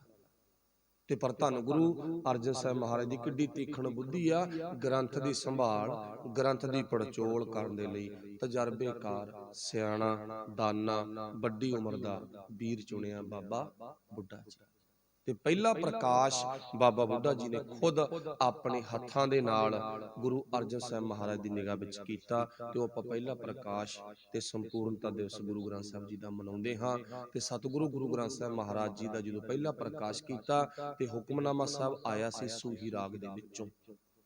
ਇਹ ਧਿਆਨ 'ਚ ਰੱਖਿਓ, ਪਹਿਲੇ ਪ੍ਰਕਾਸ਼ ਤੇ ਪਹਿਲਾ ਹੁਕਮਨਾਮਾ ਇਹ ਯਾਦ ਹੋਣਾ ਚਾਹੀਦਾ। ਇਹ ਸੀ ਸੂਹੀ ਮਹੱਲਾ 5ਵਾਂ, ਸੰਤਾਂ ਕੇ ਕਾਰਜ ਆਪ ਖਲੋਇਆ, ਹਰ ਕੰਮ ਕਰਾਵਣ ਆਇਆ ਰਾਮ, ਧਰਤ ਸੁਹਾਵੀ ਤਾਲ ਸੁਹਾਵਾ, ਵਿੱਚ ਅੰਮ੍ਰਿਤ ਜਲ ਛਾਇਆ ਰਾਮ। ਸੂਹੀ ਮਹੱਲਾ 5ਵਾਂ ਦਾ ਆਹ ਹੁਕਮਨਾਮਾ ਆਇਆ ਸੀ। ਤੇ ਸਤਿਗੁਰੂ ਗੁਰੂ ਅਰਜਨ ਸਾਹਿਬ ਮਹਾਰਾਜ ਜੀ ਨੇ ਉਸ ਤੋਂ ਬਾਅਦ ਕਿੰਨੇ ਕਾਰਜ ਹੋਰ ਵੀ ਕੀਤੇ ਨੇ। ਫਿਰ ਹਰ ਵਕਤ ਹਰਿਮੰਦਰ ਸਾਹਿਬ ਦੇ ਵਿੱਚ ਭਗਤੀ ਦਾ ਰੂਪ ਦਿੱਤਾ, 24 ਘੰਟੇ ਬਾਣੀ ਪੜ੍ਹਨ ਦਾ ਉਪਦੇਸ਼ ਦਿੱਤਾ ਹਰ ਟਾਈਮ, ਤੇ ਅੱਜ ਤੱਕ ਨਿਰੰਤਰ ਬਾਣੀ ਦੇ ਜਾਪ ਉੱਥੇ ਚੱਲ ਰਹੇ, ਅੱਜ ਚੱਲ ਰਹੇ ਨੇ। ਉਸ ਤੋਂ ਬਾਅਦ ਗੁਰੂ ਅਰਜਨ ਸਾਹਿਬ ਮਹਾਰਾਜ ਜੀ ਦੇ ਘਰ ਵਿੱਚ ਕਿੱਦਾਂ ਕਿੱਦਾਂ ਦੇ ਕਾਰਜ ਹੁੰਦੇ ਆ, ਸੰਖੇਪ ਵਿਚਾਰ ਆਪਾਂ ਕੱਲ ਨੂੰ ਕਰਾਂਗੇ। ਇੱਥੋਂ ਤੱਕ ਸਮਾਪਤੀ ਆ। ਸਤਿਗੁਰੂ ਗੁਰੂ ਗ੍ਰੰਥ ਸਾਹਿਬ ਮਹਾਰਾਜ ਜੀ ਦਾ ਪ੍ਰਕਾਸ਼ 1606 ਦੇ ਵਿੱਚ ਹਰਿਮੰਦਰ ਸਾਹਿਬ ਦੇ ਵਿੱਚ ਕੀਤਾ ਗਿਆ। ਹੈੱਡ ਗ੍ਰੰਥੀ ਬਾਬਾ ਬੁੱਢਾ ਜੀ, ਪਹਿਲਾ ਹੁਕਮਨਾਮਾ ਸੰਤਾਂ ਕੇ ਕਾਰਜ ਆਪ ਖਲੋਇਆ। ਇਹ ਆਇਆ ਇੱਕ ਨਹੀਂ ਅਨੇਕਾਂ ਗੁਰਸਿੱਖ ਸੰਗਤਾਂ ਗੁਰੂ ਗ੍ਰੰਥ ਸਾਹਿਬ ਮਹਾਰਾਜ ਜੀ ਨੂੰ ਨਮਸਤਕ ਹੋਈਆਂ। ਭੁੱਲਾਂ ਦੀ ਖਿਮਾ। ਧੰਨਵਾਦ। ਵਾਹਿਗੁਰੂ ਜੀ ਕਾ ਖਾਲਸਾ, ਵਾਹਿਗੁਰੂ ਜੀ ਕੀ ਫਤਿਹ। ਰਾਮ ਕਲੀ ਮਹੱਲਾ ਤੀਜਾ। ਆਨੰਦ ਏਕ ਓੰਕਾਰ।